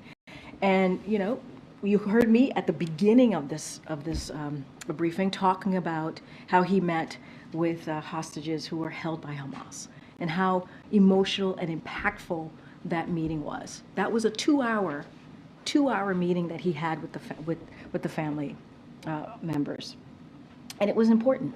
It was important. He just convened, right, a meeting on infrastructure. So he's going to remain focused on making sure that we continue to deliver for the American people. That's what the president has done since day one, and that's, well, I'll leave it there. Okay. Is the president okay? Who did not have a chance to question yet? yet? I will. Okay. Thank you, though. Is the president okay with his son defying a congressional subpoena? I'm just not going to get into specifics on that. I would have to refer you to the president's, not the president, but Hunter's personal representatives. He's a private citizen. I'm just not going to get into it. Can you tell us when the last time the two of them spoke? I mean, I'm also not going to get into private conversations that the president has with his family. We've been pretty consistent. That's nothing new. We're just not going to get into it from here.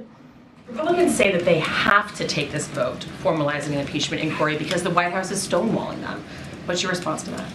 The White House is stonewalling the House Republicans who have been really pushing this impeachment without any evidence, like without doing this political stunt. I mean, that's what they've been doing over and over again. And we have said it. Other Republicans have said it. There's no evidence here. There's none. Look, I just said at the top, they're going to go home tomorrow, right? They're going to go home this week. And what have they done? We need critical aid to Ukraine. Have they gotten that done?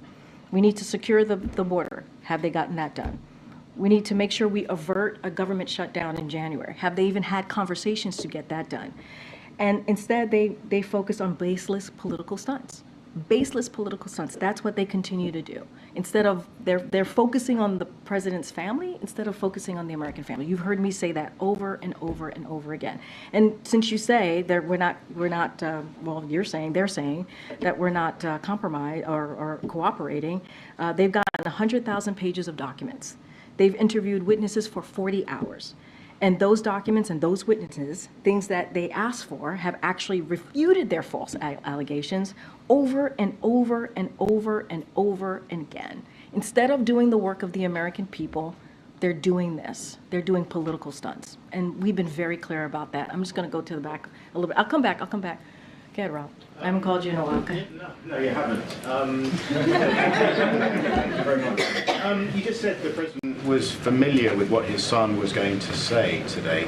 Was the president involved in drafting it, discussing it? Did he offer advice? I don't have anything else to add. He was familiar. I don't have anything else to add. Okay, and you asked what the president, what his stance was on people who defy congressional subpoenas. In 2021, he was asked that question specifically, and said that he believed the Justice Department should prosecute them. Is that still his position? I don't have anything to add to what you just quoted me from the president. I just don't have anything to add. Anybody else? Right there. Thanks, Karine. As John mentioned in his talk, where today is the 1-year anniversary since the U.S.-Africa Leaders Summit, and the White House put out a fact sheet listing some of the actions that have been taken, including high-level engagement, which included the vice president. But it did not mention any announcement about the president's visit to Africa, which he told leaders he would do. Is that still a priority for this president, given that there's only 1 year left with this administration? Yeah, it is still very much a priority for this president. He strongly wants to go to Africa, has obviously has strong desire to go to Africa. And let me just say, it's been unprecedented number of 17 of his cabinet members and other principal has traveled to the continent to talk about meaningful exchanges, right? To talk about how we can work together. And so I don't have anything to announce at this time, but obviously he takes that very seriously. He does have a strong desire to go to Africa. Let's not forget, a year ago there were 49 leaders from the continent here, and it was also an unprecedented summit. And so we are way ahead in what we said we were going to deliver on in those conversations and coming out of that summit. And so, yes, will he go to Africa? He has a strong desire to do so. We just don't have anything to announce at this time. I mean, as the administration continues to work on those commitments to Africa, it also has been applying a lot of pressure to Uganda over its anti-homosexuality bill, which includes visa bans, AGOA being restricted. But as that's happening, there are other countries that are drafting similar bills. Is the White House concerned that this is going to undermine the momentum of this pressure being applied to Uganda over this bill? I mean, look, the president is always concerned on any type of human rights violation, any type of legislation or actions that's going to certainly go after underrepresented, communities. He's always going to be very clear about that. Always going to have those very straightforward conversations. I can't speak to other countries, right? I don't have the specifics on what exactly that they are speaking about or changes that they want to make. But just like we've been pretty clear about what Uganda is doing and spoken very forcefully, we're going to continue to do that. Again, the president has, when it comes to human rights, the president has always been very clear, has had those conversation with leaders of countries, and he doesn't hold back. He doesn't hold back. Go ahead, Solon. Thank you. So Senator Durbin today also said that he had been in contact with the White House and that the White House was vaguely considering a policy similar to Title 42. Is there, if it's the difference between passing aid for Ukraine and not, is there any scenario where the president would support and the White House would support these proposals by Republicans that are also backed by Donald Trump and Stephen Miller? I really can't get into hypotheticals from here. I can't negotiate from here. They're having conversations right now. Don't want to get ahead of that. Want to let folks have those conversations. We know and we understand, the president understands, he said this, that we need to come, in order to get this done, there has to be a bipartisan compromise. We have to find a bipartisan compromise. I'm just not going to go into... His statement, though, even saying that he's open to compromise, that came after some of these proposals were outlined. That came after Republicans said what they wanted here. Nationwide expedited removal, authority for expulsion. So even just him saying that he's open to compromise, does that not mean he's open to compromise? This president has signed more bipartisan legislation than any modern day president. He has, right? You've seen him taking historic action on a few bipartisan issues, right? Let's think about the budget deal, right? That was done in a bipartisan way. So it's not just this. We understand in order to come up with a compromise and get things done on behalf of the American people, you have to find a bipartisan way to do that. And so that's what I'm saying. I want to be really mindful. There are negotiations literally happening. I'm not going to, from the podium, start saying what the president's going to accept, not to accept, or getting to hypotheticals. That's not going to help the process that we're trying to deliver on for the American people. I'm just not going to get ahead of that. Do you expect him, I know it hasn't happened yet, but do you expect him to call members to the White House, to call members to Delaware to discuss this? I don't have anything to add to the calendar or the schedule about the president inviting anyone here. What I can say is, and I said this moments ago, that the president has had conversations with congressional leaders, and so has his staff, who have been negotiating on his behalf. Karen, go ahead. Oh, no? I have a question for Kirby. No, it's okay, John. No, good, John. Can I jump back in? I was trying to call on people I hadn't called yet. No. Trying to keep my word here. The president announced the $200 million security assistance package yesterday for Ukraine from the presidential drawdown. How many more times does the administration anticipate that they can turn to that before the end of the year? How much money is left in that at this point? It's a really good question. Look, we have roughly about $1 billion left in the replenishment authority. And so just to give a little bit of background on what that is, it is the process by which the DoD buys new weapons and equipment from American manufacturers to replace older equipment we are sending Ukraine, a process that is supporting manufacturing jobs across our country as DoD has jump-started and expanded production lines to support Ukraine. So $1 billion left. Approximately 96% of replenishment funding has already been used, and the Department of Defense is preparing to allocate the remaining 4% this month. So that's what we're looking at. And so once we run out of the replenishment funds, we will not be able to backfill our own stocks, as I just laid out at the top, and replace what we send to Ukraine. And that is what is at stake here. That is one of the reasons you heard from President Zelensky, and he spoke very forcefully during the press conference with the president. That's why he went to Congress to have that conversation, the importance of having our support so that they can continue to fight the tyranny that they're dealing with on the ground. And would you say that the administration has been giving smaller amounts than you'd like and spacing it out to make We've actually have said that. I believe the National Security Advisor said this. I believe the Admiral has said this, that is exactly what we have been doing because the money is running out. And so there's a reason why there's a supplemental plan. There's a supplemental ask. There's a reason why we have these emergency asks, right? These National Security Emergency Act, because it's an emergency. We need it. We need it because we have to continue to assist the brave people of Ukraine to fight against to fight for their democracy and against the tyranny that they're dealing with, that President Putin certainly has laid at their feet. Great, right here. Okay, thank you so much. I was going to call on you. You were. Yeah, okay. Thank you very much. Is it likely that any legislation that gets to the president's desk that extends military funding for Ukraine includes policy changes as it relates to immigration, U.S. immigration policy? Look, negotiations are currently happening. Not going to get into hypotheticals from here. I know, saying but is it likely which is a hypothetical. I'm going to let the negotiations happen. Not going to get into specifics from here. I'm going to let the negotiators do their work. And once we have once there's something to share, we will share that. President Zelensky spent a full day here in Washington yesterday. He had an all-senators meeting. He met with the House Speaker. He met with the President. No minds appear to be changed as a result of all of the meetings that he had. So what did he accomplish by coming here to Washington? Well, negotiations are still happening. So we'll see. I think, President Zelensky has made multiple trips here before. This is someone who speaks passionately. He's the leader of a country that's at war against Russia, who invaded their country. I remember listening to him talk about what they're going through, the children, the people, the folks who have lost their lives, who have lost everything.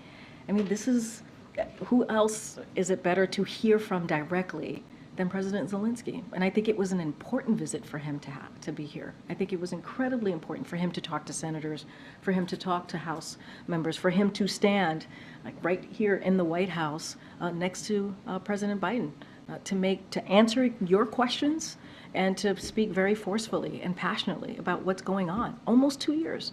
Almost 2 years. Just think about the lives that they've lost. But yet, they fought very bravely, very bravely. And so I think it was good that President Zelensky, the president was happy to host him here and have a conversation with him, and I think it was important for him to be here. Question on Blake, please. Does the White House have a plan to address what is likely going to be a wave of legislation in state houses next year restricting LGBTQ rights and gender-affirming care? For example, there's already more than 20 of these kind of bills in Missouri. I mean, look, we saw something very similar just last year, right? In the last, I wouldn't say last year, but in the last legislative session, where more than 400 anti-LGBTQ bills, many were anti-trans bills that were introduced, and we were very forceful. The president was, I was from here calling that out. Of course we're concerned. Of course we're concerned with any community is under attack. And so, what the president is going to continue to do from here, he's going to make sure that we work to advance equality for the LGBTQ plus community and protect civil rights, which is something that he's done. He's signed executive orders to do that from the federal agencies to make sure we protect LGBTQ families, and he's going to continue to ask Congress to pass the Equality Act. And Department of Justice certainly has worked towards challenging these state laws. And so that is something that he's certainly going to, his administration are going to continue to fight on behalf of this community. So are we concerned? Absolutely. And I said 400, there is actually more than 600 state legislation that was filed in the last session. So yeah, that's concerning. And that's sadly a historic number, and something that we don't want to see. Go ahead. Thank you. Thanks, Karine. You said that President Biden was familiar with what his son was going to say on Capitol Hill. If I called my dad and said, I am about to violate a congressional subpoena, he'd probably say, son, you shouldn't do that. Was there any attempt by President Biden to talk Hunter out of it today? You're going to call your dad Steve? Call him Dad, usually.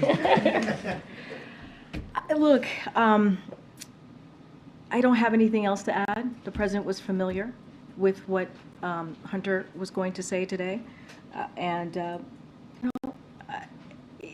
Look, he's proud of his son. He and the First Lady are proud of his son, how he's rebuilding his life back. He's going to focus on what is needed on the American people. Hunter, and I've said this many times, is a private citizen. And so certainly I would have to refer you to his representatives. I'm just not going to get into private conversations, because what you're asking me is actually a private conversation. I'm just not going to get into it. First briefing since Hunter was indicted again in Los Angeles. Why doesn't President Biden just pardon him? President, I've been very clear. The president's not going to pardon And his one son. more about this Ukraine money for border policy negotiations. In the last 24 hours, 10,000 illegal border crossings, southwest border. Would you admit that the border policy, the Biden border policy so far has not worked? What I will say is that we have known for decades, that the immigration policy the immigration system is broken. We've said that over and over again. That has been Republican administration and Democratic administration. That is not unheard of. That is what we have seen for the past couple of decades. The president has put forth a comprehensive immigration policy legislation on his first day to deal with this issue. Republicans refuse. They refuse to deal with this issue. It's been almost 3 years since he put forth that legislation. So we're going to do what we can do from here, but we have said this is something that needs to be dealt with in a bipartisan way, About 1,000 of these illegal border crossers every day are getting away to parts unknown in the U.S. Does the president think that is a national security risk? Here's what I'll say. One of the ways that we also have to look at this is what congressional Republicans have refused to do. They refused to support previous requests from the president. What they've asked to do actually hurts the issue, hurts the problem that we're seeing at the border. They said no to border agents. They've said no to new technology to fight fentanyl. They said no to additional aids now. I'm going to take one more question. Go ahead, Jared. Has there been on that issue any discussion about separating out, at this point, Ukraine money from the rest of the security supplemental? I'm just not going to get into negotiations from here. I'm going to let the negotiators have the conversations. I'm just not going to do that from here. All right, thanks. We'll see you tomorrow, folks. Bye. Thank you.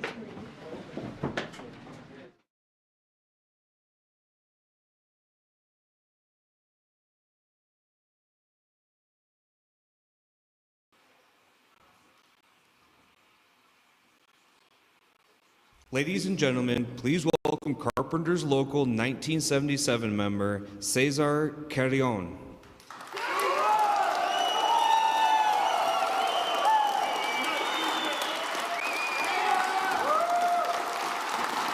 Buenas tardes, carpinteros. Good afternoon, carpenters. My name is Cesar Carrion, and I'm a member of the Carpenters Local Union 1977 out of Las Vegas, Nevada. Are any of my union brothers and sisters here? Anybody here working on infrastructure projects? Infrastructure projects are how we get to work, how our kids get to school, how businesses thrive, and it's how union carpenters feed our families. Like President Biden always says, unions build the middle class, and carpenters built America too. I'm a Marine Corps veteran who served in Iraq and Afghanistan, and when I left the Marine Corps, I decided that I wanted to continue serving my country. I wanted to be more than just a guy with a job. I wanted to be a leader with a career. I wanted to be someone that my 3 daughters would be proud of, just like our president. Our president is a dad who made his family proud. He is a leader who knows that your legacy isn't what you say. The legacy is what you have done and what you have built. And with the investments he is making in our country, in our union, we are building a better world together. That is why today we are proud to make President Biden an honorary member of the Carpenters Union.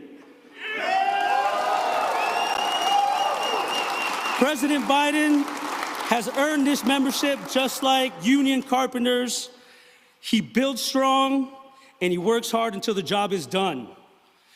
Please help give me a big Carpenters Union welcome to our Commander-in-Chief, the most pro-union president in our lifetimes, and a man who is investing in America and in all of us. Please welcome President Joe Biden.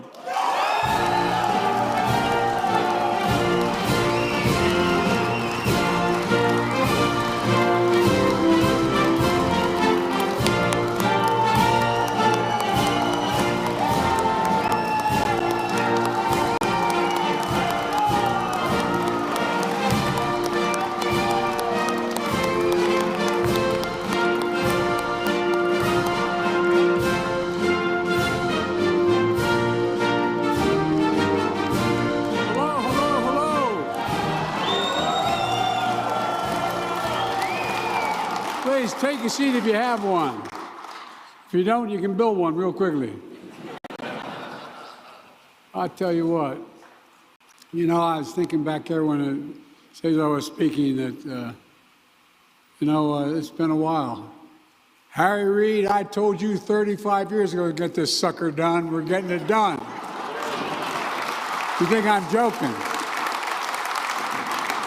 I've ridden on rail probably more than all of you combined. Oh, really? I got to tell you, it's going to make this longer, I apologize. But a real quick story. I was vice president, and the Secret Service is the best in the world, but they don't like you riding a train because so many things can happen on a train along the way. And so, but I was going home to see my mom. I was catching a 5 o'clock train I used to take every single day, the 7 o'clock train out of Washington. I live 150 miles from Washington, and I took the train every single day because my wife and daughter were killed. I started going home to see my kid anyway. Make a long story, not so quite so long. And I was getting on the train, and one of the senior guys in Amtrak, I became friends with all of them after all the years. And I've ridden 36 years as a senator, and he comes up to me, his name is Angelo, and he comes over and he says, "Joey, baby!" He grabs my cheek and said, I thought they were going to shoot him. And I said, "Ange, what's the matter?" He said, I just read in the newspaper. Because they keep meticulous mileage, how many miles you use an aircraft for the United States Air Force as vice president. I just read in the paper, Joey, you traveled 1,200,000 miles on Air Force. He said, big, I won't quote him exactly. He said, big deal, Joey. He said, we just had a retirement dinner in Newark, New Jersey. He said, just had a retirement dinner. You know how many miles you've ridden? I said, no, Angie. He said, 1,327 miles. I don't hear any more about the Air Force. Well, guys, I'm a real guy, not a joke. And, you know, before I get started, though, I should say a few words about the terrible incident that's happened and all my colleagues have recently spoke to. First of all, 2 state Nevada troopers killed on the line of duty. They were helping a driver on the side of a freeway, and when they were killed by a hit-and-run driver. Then 2 days later, a gunman opened fire at the University of Nevada, Las Vegas. 3 people killed, a 4th now hospitalized. I'm grateful the law enforcement officers risked their lives in safety of shooting and spree. You saved lives. They walked in and saved lives. And we joined the people across the country praying for the families of those killed whose hearts have been broken by yet another horrific gun violence. Look, I own a couple shotguns. I haven't shot them in a while because I used to usually just make target practice, skeet shooting. But you know, the idea that the way we deal with guns, as students and educators experience this trauma of the shooting that took place, Las Vegas they've already had real difficulty. So much gun violence, 2017 shooting, still in the minds of so many people. I was out here meeting with the families. Folks, we got to get smart. There have been over 600 mass shootings in America this year alone, plus daily acts of gun violence that don't even make the national news.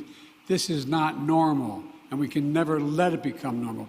People have the right to feel safe, be safe, and I'm fighting to make sure they do, but all these actions I've taken as President of the United States to end this gun violence epidemic is not enough. We need Congress to step up. The idea, if you were driving your automobile here and you left in the key in the parking lot, you left the key in the ignition, and a kid came up and jumped in and stole it, and they got in a crash, you're liable civilly. Why in God's name do people not have to lock up their firearms? Why is that not a requirement? All these mass murders, not this weekend, but have been because people have picked up, kids have grabbed stuff off of counters, off of their, anyway, I don't want to get angry. We need to ban assault weapons and high-capacity magazines. Pass national red flag laws, as you've done here, require safe storage, enact universal background checks, and other common-sense measures to save lives. Because, you know, the Second Amendment didn't say you can own any gun, you can own any weapon. You couldn't own a cannon when the Second Amendment was passed. You couldn't, anyway, don't get me started. But look, I'm not going to rest till we do all we can to prevent more families and more communities from being torn apart by gun violence. Now for the reason I came. I came to thank the Carpenters and your president, Doug McCarran, who's been a friend of mine for a long time, for welcome.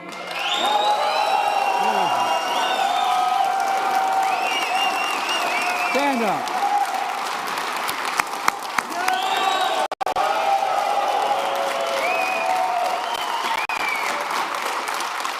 Doug does what he says. He never backs down, and he always knows what to do. God love you, Doug. You're a great friend. Thank you very much. Look, folks.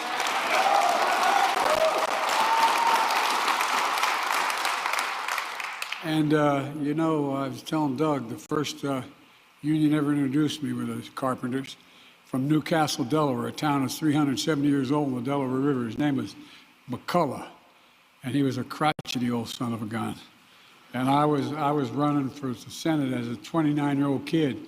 I come from a very modest family. And anyway, to make a long story short, I was running, and if I got elected, which I did, I was going to be 17 days too young to be sworn in. I had to wait a little bit. And McCullough looked at me and said, I'm going to endorse you, Biden. You understand what we're doing, but damn, boy, I'm not sure I'm doing the right thing. You're awfully young. You're not even old enough to be president, old enough to be senator. You guys been with me from the very beginning. And I want to thank Governor Lombardo and members of Nevada's outstanding congressional delegation.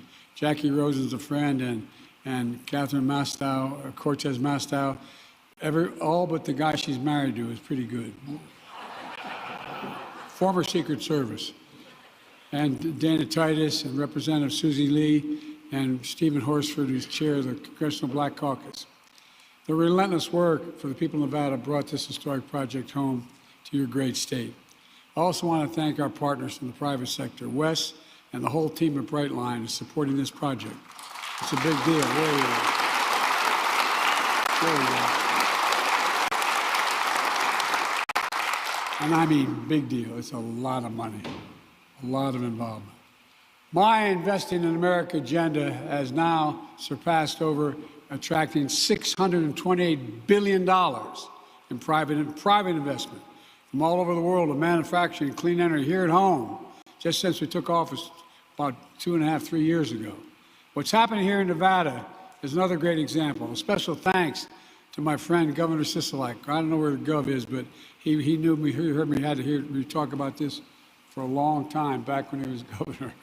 And finally, I want to thank a special member of my team, Mitch Landrieu. Now, Mitch is from New Orleans. That's New Orleans in English. And he used to be the mayor. His dad was the mayor. He knows what he's doing. He's been leading the charge to implement this bipartisan infrastructure law. We actually got, surprise, we got about 36 Republicans to vote for it. That's real. So thanks, Mitch. You know, nearly every day for 36 years as senator, I told you I took that train back and forth to Washington. 300-mile round trip. It took 4 hours, sum total, the time I left the house and got back to the house and each way. You know, I did it for my family, but I came to see how train and travel opens an enormous possibility for the nation. Rail connections, it connects jobs and opportunities for people. It gets goods to market, traffic off the street, travelers on the move. Railroads made America a force in commerce and innovation in the world, uniting the country, building the most powerful economy ever in the history of the world. And over time, though, we fell behind. Our infrastructure used to be the best in the world. When I took office, we were ranked 13 in the world in our infrastructure, roads, bridges, et cetera. Now we're turning it around in a big way. We're in an economic competition for the 21st century. By the way, China's had trains going 220 miles an hour for a while now. 220 miles an hour for a while now. Look, we have the best economy. How can you be the best economy in the world without having the best infrastructure in the world? And we're going to do that. That's why I'm here to talk about an ambitious vision for America to be fully within our reach. And I really believe it is. When I ran for president, I made a commitment to build a world-class, high-speed rail worthy of the United States of America. Worthy of America. I mean it. Put our nation back on track with the fastest, safest, and greenest railways in the world. And finally, to bring high-speed rail to our nation. Today, I'm here to deliver on that vision. You have no idea how much this pleases me. At long last, we're building the first high-speed rail project in our nation's history, and it's starting here.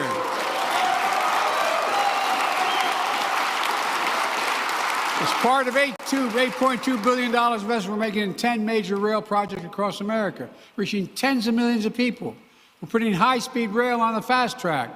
Together, we're finally going to make high-speed rail happen between Las Vegas and Los Angeles. Folks, we've been talking about this project for decades. Now we're really getting it done. I want to thank the members of the Nevada's congressional delegation for all they've done to make it possible. And here's why it matters. Some of you know what it's like to sit in traffic on interstates, not the one between here and LA, which is real, but all interstates. And guess what? Trying to make it that drive from LA to Las Vegas or Las Vegas to LA or anywhere in between is a pain in the neck. It can take up to 7 hours, but soon it's not going to be any more. We're investing $3 billion on this rail line so folks can make that trip in just over 2 hours. 2 hours. 186 miles an hour. And it won't just get there faster. The rail project reduces carbon emissions by taking 3 million vehicles off the highway. 3 million. And all the studies show, by the way, people get from point A to point B faster on a train than their car, they take the train. They take the train. Think of what that's going to mean to the environment. Think of what it will mean for the local economy. New rail line will transport 11 million passengers a year. That means more visitors, more business, more Las Vegas, more money. And if the casino worker wants to take their kid to California for the weekend, they can have breakfast here in Las Vegas and lunch in LA. Look, folks.